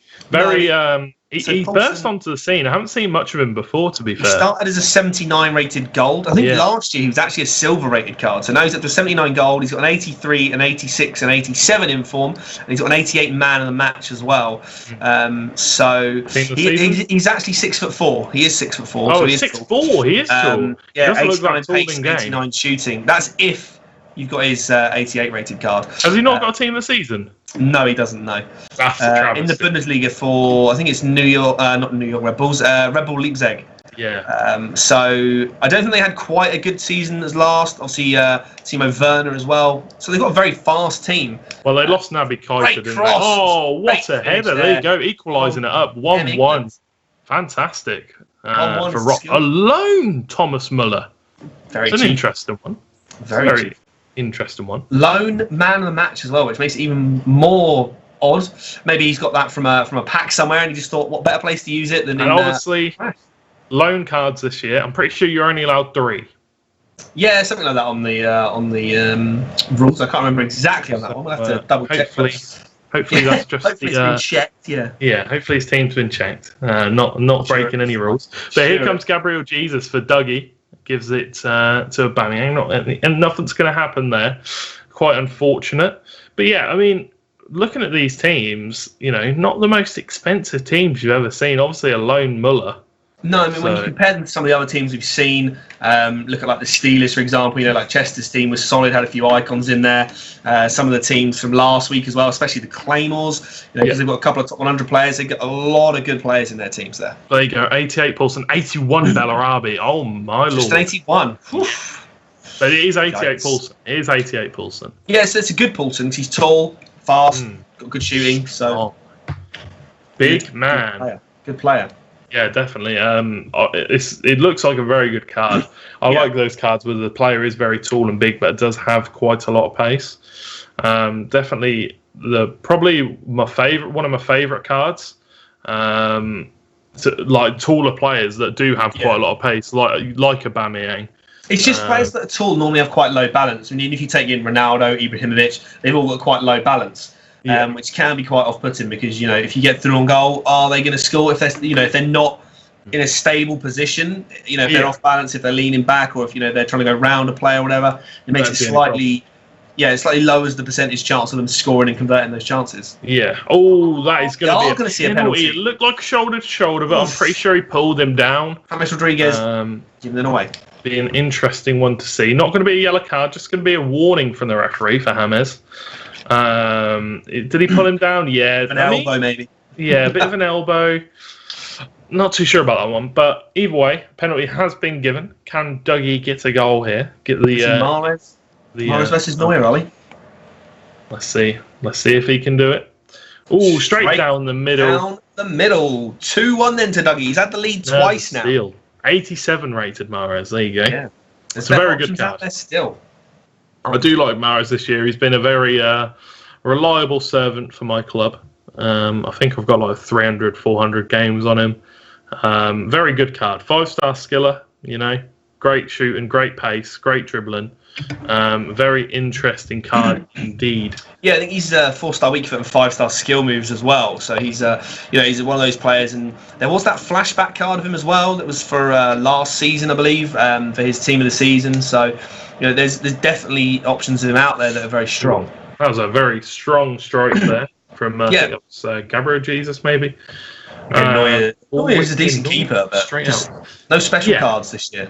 Yeah, I still think he's one of the better keepers in the world, to be honest. Like, very, very decent keeper. Like, people have been saying, like, out of all the keepers, he's probably, like D tier at best. Like, you've got, like, at the top with, like, Ter Stegen, Alisson, Ederson. And then in the second one, you've got, like, De Gea, Oblak, people like that. Yeah. They're putting him all the way down with people like like Joe Hart and people like that I've seen. Not Joe Hart, sorry. No, like in real life, I saw like goalkeeper tier lists. Oh, right. And they were putting, I think it was Jack Butland, actually. Oh, right. And I was like, that is a travesty. He did. I'm sure he broke a hand or something like that, so that's why he was out for a while. He has been injured, hasn't he? Getting that sharpness back, isn't it? And especially as a goalkeeper, like your match sharpness, your reflexes, your reaction times, a big thing. Yeah. But very close game, a lot closer than I thought it was going to be. Well, we thought it was going to be quite a close game. Obviously, neither people had managed to score in the game before. Yeah, difficult one to predict when there almost wasn't a lot to go off of, was there? Exactly. There wasn't really too much to go off of, Yeah. We didn't hear that they were very unlucky, had 20 shots, all on target, but none of them went in. So, but he got another chance. Somehow a great recovery there. Yeah, Neuer rushing out, just like tackling the player, luckily hitting the ball. So a save like that, then, how would you rate Neuer there then with that sort of save? That sort of save, definitely B tier. I'd definitely put him up there. Very good player indeed. Matt got a little smirky look on his face. Yeah, well, no, it's just to see that a goalkeeper that gets rated so lowly. It's difficult because in real life, if he gets injured, it's difficult to see. That he's obviously going to be, I don't know, have his ability questioned if he's had an injury and then trying to bounce back. So. Yeah, definitely needs to bounce back, but. In game, I still think he's one of the better goalkeepers. To be honest, he's done a great job for Rob so far, but almost curse to the caster, almost a goal there from Aubameyang, but we'll see how the rest of the game goes. It's a difficult one because he's almost not necessarily up against it, but I feel like Dougie has probably played slightly better and deserves to be in the lead. Obviously, the penalty was maybe a little bit lucky, a little bit harsh, but we're going to see. Oh, Hammers now actually getting booked to the other end. Getting a book there, and actually 90 rated. I'm pretty sure that's what is that? A UCL team of the tournament. I'm pretty sure. Road to final card. Road to final. Yeah, I can't remember which cards he's got actually, Hammers, because again he's one of those players that I don't really rate on FIFA because he's not really fast. His passing's all right, but he's got good dribbling. A bit like Verratti. Yeah, the Verratti's even worse. Verratti's one of those. He's like really high rated, but all of his stats are terrible. Yep. Which I never understand. Slow, short, no strength, not even that good at passing, not very good at shooting either. There's not a lot of good things going for him. Definitely not. But Firmino got the ball here, gives it to Jesus. Jesus gives it back. Aubameyang now has the ball. Yeah, a little bit too rushed. Probably could have took his time. Picked his passes a bit better. Yeah. But Rob really needs to get a goal here. 76th minute. Obviously, still got the second leg. Yeah, second leg. I was just going to say. We'll see how it goes. Still a way to go. But obviously, trying to take a lead from the first leg is always what you want. You want to be in that position where you can decide whether you want to dictate the play or whether you want to sit back and defend that lead. And if he can go in 2-1 up, then that'll be a good start for him. Indeed, it will. That was quite a weird shot there. I don't know if you saw that, but kind of just shot from the edge of the box. And yeah, I think he was probably going for a tackle more than anything. Oh, you think so? Maybe, and then maybe he just went for a shot, and that was so he went for a tackle, and then it ended up he got possession. But either way, he didn't really produce much from there. There you go, jumps a long way. Indeed, but here we go. Aubameyang, we know he's got the pace. Can he get around Hummels, though? Hummels, yeah. Well placed there. Not quick. No, not quick at all. And you can see here, Aubameyang has definitely got the legs on Hummels. He's going to cut inside. Fantastic skill move. Fantastic dribbling. What a save from Neuer. Wow, that was really good skill moves. Neuer showing that maybe he's a keeper worth looking at. I mean, it's late on in FIFA, obviously, so we've got other team of the season keepers. You've got Trapp and Sommer with the Bundesliga goalkeepers for team of the season. Here comes Roberto Firmino, just over the bar, a little bit wide as well. Yeah. I expect Firmino to score those. Maybe if it had put a green time finish on it, it would have been a bit closer. But yeah, it's a fairly easy finesse shot. You probably think from that position it probably would have been a bit easier to take a finesse rather than go for like a power shot, really. But I am surprised there have been no subs. Yeah, true. 2 minutes to go, no changes. Maybe both players just knows they're just relaxed. They haven't got any players on the bench maybe to bring on. So very possibly. I mean, with the amount of content we've had this year, how easy it's been to get the Liga MX team of the season, stuff like that. You'd expect them to have a little tiny super sub, unless you get a goalkeeper every time, of course. Yeah. But you'd expect them to have 1 or 2 subs. You'd be very unlucky to get that many goalkeepers from your rewards. I mean, Don TV, he likes to rant and rave about all he packs as goalkeepers. Yeah. But apparently EA actually released an SBC yesterday, and it was you get a rare player pack, 50 K pack. Only goalkeepers. There's a weekly challenge, wasn't there? I think use only goalkeepers and the whole team to score and win. The same with defenders. Yeah, so interesting. But we see Dougie go 2-1 up there from that penalty that he converted very well, very calmly down the middle. Obviously, not a lot to go for from the first round of fixtures where neither of them scored. So it has become quite a tight affair. 2-1. Yeah, it's close. It's quite close compared to what we were expecting. Both players didn't score from the last one, but we are going to have a look at the scores. Let's go around the ground, shall we, and see how the other games are going. And, wow. So far, the scores, Royx is running away with it. That could probably be 3-1 already, you'd imagine. Matty winning 2-0 against Bubbles. Matty went and scored 10 in his first game. So he's a player to be taken seriously. At the moment, 5-1 as it stands to the Vikings, if it is to stay the same. Yeah, so I was about to say, another short round of fixtures here. When you said 3-1, I was like, what score is he looking at? 3-1. Well, no, I meant just because obviously 12-3 is such a huge score. Already got the point. It's going to be unlikely that England is going to turn around, win 9-0 or 10-0 in the second leg against Royx to flip that around.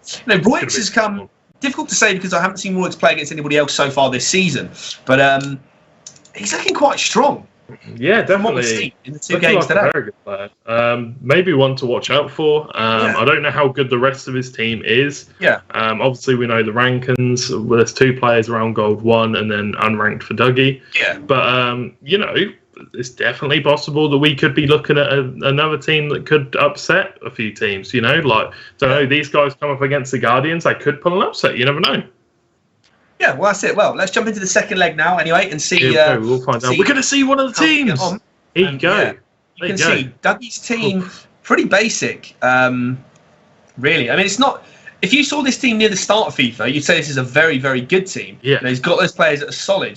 Sanchez, De Gea, Walker, Fabinho. You've got Son, Aubameyang. Even Jesus was good at the start, but now not so much. Yeah, not so much anymore, but it is what it is.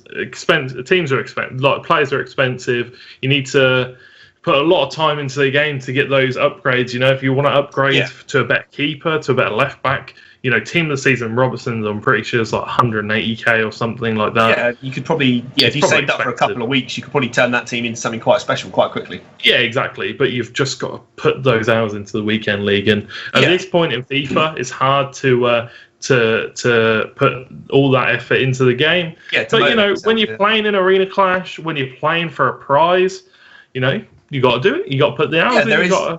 The motivation is there for the players, isn't it? To go out and say, there's some prizes up for grabs for people that win, reach the semi-finals, quarter-finals, whatever, finals and that. So there's a trip to the NEC for Birmingham for Insomnia to compete on the stage in front of a live audience, and you get the chance to meet us. Yes, there you go, exactly.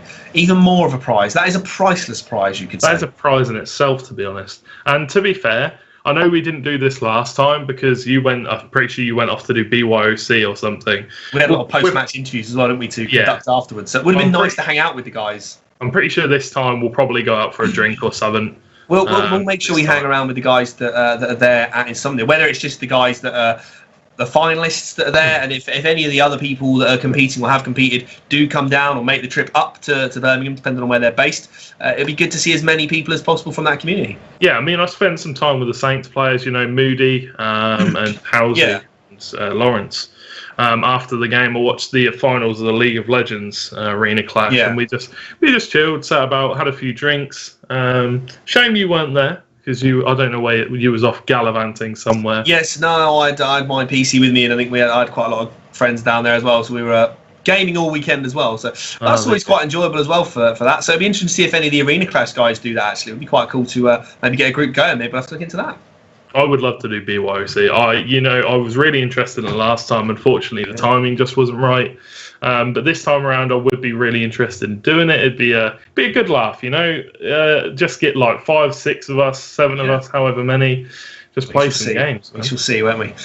But we are going to see, more importantly, whether the Brawlers can turn this around. Because as it stood, they were going to be beaten 5-1 on aggregate overall if the scores stayed the same. So to start with, we need to see if England can turn it around. There you go. That's a shot and that's a goal. There you go. And there you go. He's levelled it at 2-2 on aggregate. You ask, and you shall receive. As I was just saying, he needs to score to save it for his team a little bit, and he does. UCL Thiago, UCL upgrade Thiago. Interesting 88 rated card. Yeah.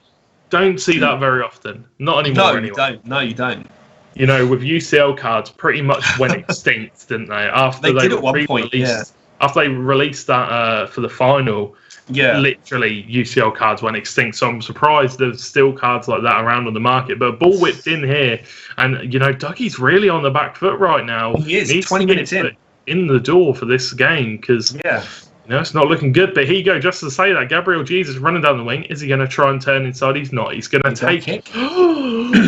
That'd have been a corner, but it's not. Goal kick.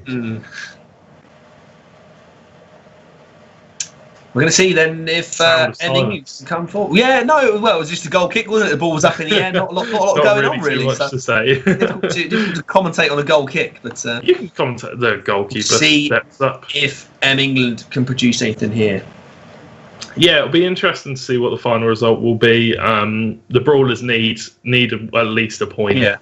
But even then, they'll still have to 3-0 the Vikings in the second lot. Oh, it's Rob. Sorry, it's Rob, not England, isn't it? Rob. Yes, Rob, not England. I don't know why I kept saying England. Yeah.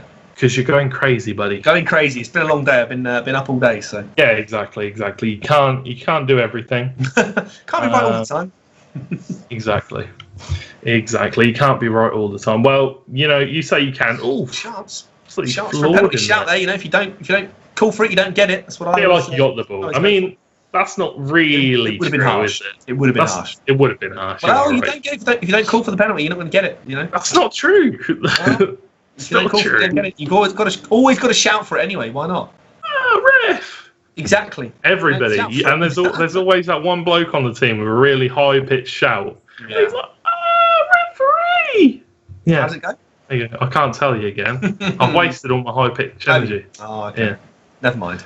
Ooh, De Gea gets a bit lucky there. A bit risky there, yeah. Rolling that out as well. Quite a tight area to play in there. Yeah, I mean, it's currently 2-2 on aggregate. He could be looking at a golden goal. Yeah, Rob's come out fighting quite well in the second round, isn't he? In the second leg. Yeah, he knows he needs to pick up a point to keep in this tie, and I'm sure they're at the arena like playing these games. Oh wait, this is the recorded one, isn't it? So I'm sure they are at the arena. Like they were at the arena, like kind of all talking to each other.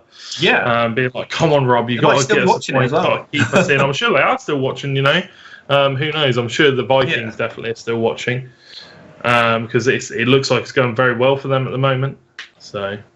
Yeah, no, obviously they started very well in the first round of fixtures, taking a 2-1 lead.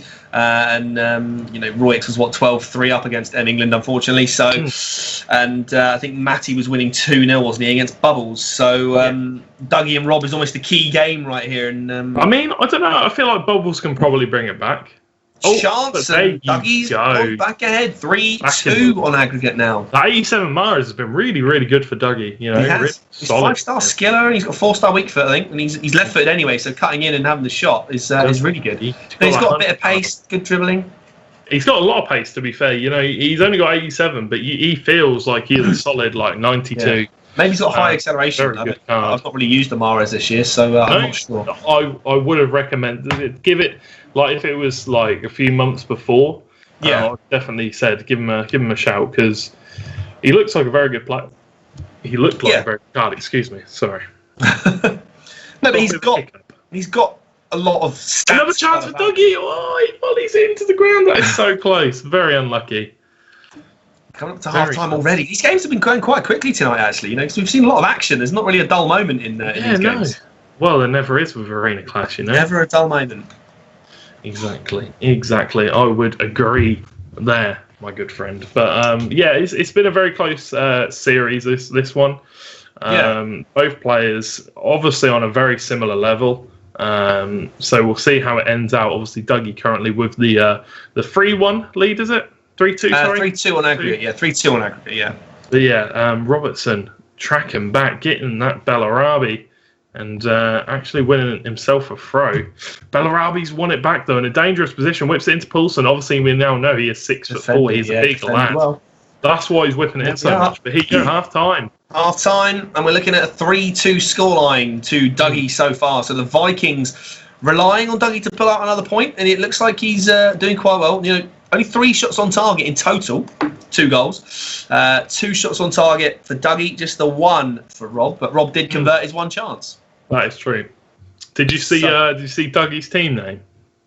I didn't know. It was Dougie is bad. Dougie is bad. Well, he hasn't really. I mean, it doesn't look like he's played an awful lot, does it, with the team that he's got? He's got a fairly basic team with. Although Fernando Torres has just come on. Yeah, it'd be interesting to see which Fernando Torres that is, maybe. Could even be a loan card. Could. Yeah, you are right. It could be a weekly objective loan card or something. I don't know if that was in the weekly objectives, but a strike there. Could be even the SBC loan card. I don't know how it went with Torres. A lot of times the end of era cards, like you said, do get put in weeklies. So let's see. So people just complete them with, you know, you don't have to pay for it. It's quite nice. Yeah, it's good to get those, to trial a card, almost like try before you buy, isn't it? Yeah, exactly. I feel like that EA should do more of, well, not loan cards, but I feel like there should be like a game mode where you can, like, a game mode where you can try players. Like, I don't know, a game mode where you don't earn any coins, you don't earn anything, but you can try every player in the game, you know? And again, this would be a very good feature for players, because I personally have brought so many players before and been like, he's worth. My god, what a banger there! Dougie has broken that 95, not alone. 95, Fernando Torres. End of era. Look at that, absolute rocket, top left-hand corner. And that's going to put Dougie 4-2 up now on aggregate. So I think we're seeing here ultra attacking coming into play from Rob. It's going to be tough for him to make a comeback here. It is definitely going to be tough. Like, this team really needed him to pick up a point here, but he is coming forward now. But look how aggressive he is with that Sanchez. He is so aggressive. Yeah. And, you know, really trying to retain possession, but he's got a runner through. It's Aubameyang. He's got the pace. Hummels is catching up to him, though. Goes for the shot. Oh, it's off the post for the rebound. And that surely secures the point for the Vikings. Dougie now 5-2 up on aggregate. You know, we're going to need to see 3 goals in 35 minutes now from Rob. Yeah, I mean, it's possible. We've seen it happen before, but Robbie is crumbling under the pressure in defence. You know, when you go attacking against such a pacey team, you're always running the threat of having this kind of run through, and you losing taking and conceding another goal, you know. Yeah, I mean, you're leaving yourself open to the counter attack, aren't you? You're throwing bodies forward. We saw that in the game earlier. Was it Maka and Benno? I think Maka was behind. He threw players forward. Look, he's got 2 defenders back, 2 players forward. It's not a situation you want to be in. But Hummels has got the ball. You don't want to shoot with Hummels. No, you don't. You don't. I mean, at this stage of FIFA, you don't even want Hummels anywhere near your team, really, if you can help it. It depends what Hummels card it is. I mean, he hasn't got much pace, unfortunately. I don't even know that he's got many special cards at all. I mean, I'll have a quick look. He's definitely got one, because UCL. But here you go, a ball over the top. Aubameyang's through on goal again. Goes for the long shot. If that went in. So, I mean, Hummels' basic card is a 90. He's also got a Champions League and a team of the group stage that are both 90 rated. There you go. So, 90 rating being the top card. Pace. 63 acceleration. Bobby Firmino's coming for a goal. He's put it past the keeper. Oh, and he's chipped it up. The keeper. Ultimate BM. And that is it. There you go. Interesting choice of dance moves. I don't really know how that's possible, but yeah, very interesting one. Very interesting one. Yeah. Extreme upper body strength. What was the pace on that Hummels card? It was 67 pace, but only 63 acceleration, so it's really not fast. I mean, put a Hunter card. Not Hunter. What am I about? Put a Shadow card on him, and it'd be quite good. Maybe. A bit of a boost in pace. But tiny Dougie really running away with this now, 6-2 on aggregate, and he is just relentless in his attack going forward here, and it might even be another one. Pass it to Aubameyang, pass it to Son. He's just toying with him now, doing ball rolls in the penalty area, but he is offside, so it does not. So all of that just for nothing. Yep, exactly. Only just offside. 23 minutes to go, and I mean, Rob's going to be relying on his other teammates now to have made some comebacks. Yeah, not looking good. Beating M England 12-3, so that one I would assume would probably go to the Vikings, making it 4-1 as far as we know. And Bubbles was losing 2-0 to Matty, so not looking too peachy for the Brawlers right now. No, not looking so good. Not looking so good for him. No, I don't really feel like there's a way back into this match for him at the moment. No, you know, he's definitely got the worst end of the momentum. Unlucky there. Probably could have just whipped it in, and it would have been probably a goal. It's one-way traffic, isn't it? Yeah, it's really difficult for Rob here. You know, those over-the-top balls, unfortunately, don't really work in this FIFA. That just hasn't been coming off from him, has it? Yeah, he needs to get the ball into Poulsen a bit more, maybe start spreading the play out wide and creating those crossing opportunities whilst keeping the ball on the floor. You know, get the ball into Poulsen, play like an L1 and X pass to get the 1-2 going, and he'll make a run in behind because he has got the pace. That's a foul. That is going to be a red card. It's got to be for Jonathan Tah. Going to be in trouble. the referee's walking up to him. He's pulling him over. Is it going to be a red card? We do not know as of yet, but we will find out in a second. It is a red card. You see the red card there. Yep, there it is. Jonathan Tah. And not only is he against it now, but Sanchez going for it. Not only is he against it now, he's also got to play down as well. He's now missing his centre-back for the last 15 minutes. I would put, if I was a bookies, I would put this on 10,000 to 1. He's not coming back anyway. He's not coming back. Anyway. It's going to be difficult. It is a very, very, very slim chance. Who knows? Maybe he will do it. But he does need 4 goals. He needs an absolute miracle. And, you know, I think it's going to be 5 goals. Very close to being another goal there. Fabinho goes for the shot.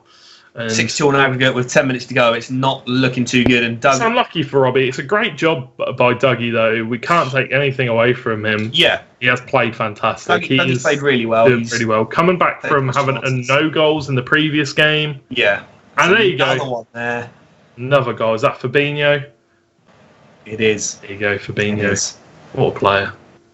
There you go. And that moves now to 7-2 on aggregate.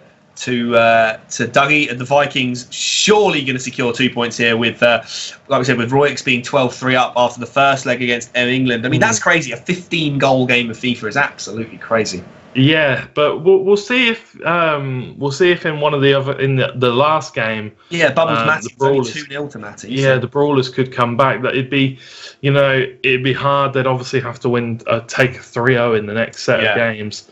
But the Brawlers. Can they do it? Can Bubbles do it? Can he recapture his spring season? His form from last season. He was a good player last season, and whether that's just because the standards improved so much this year, whether it's because he did take a bit of a break and hasn't improved his team to keep up with everybody. Rob's coming forward. He's got Neymar. I don't think he had Neymar last time round.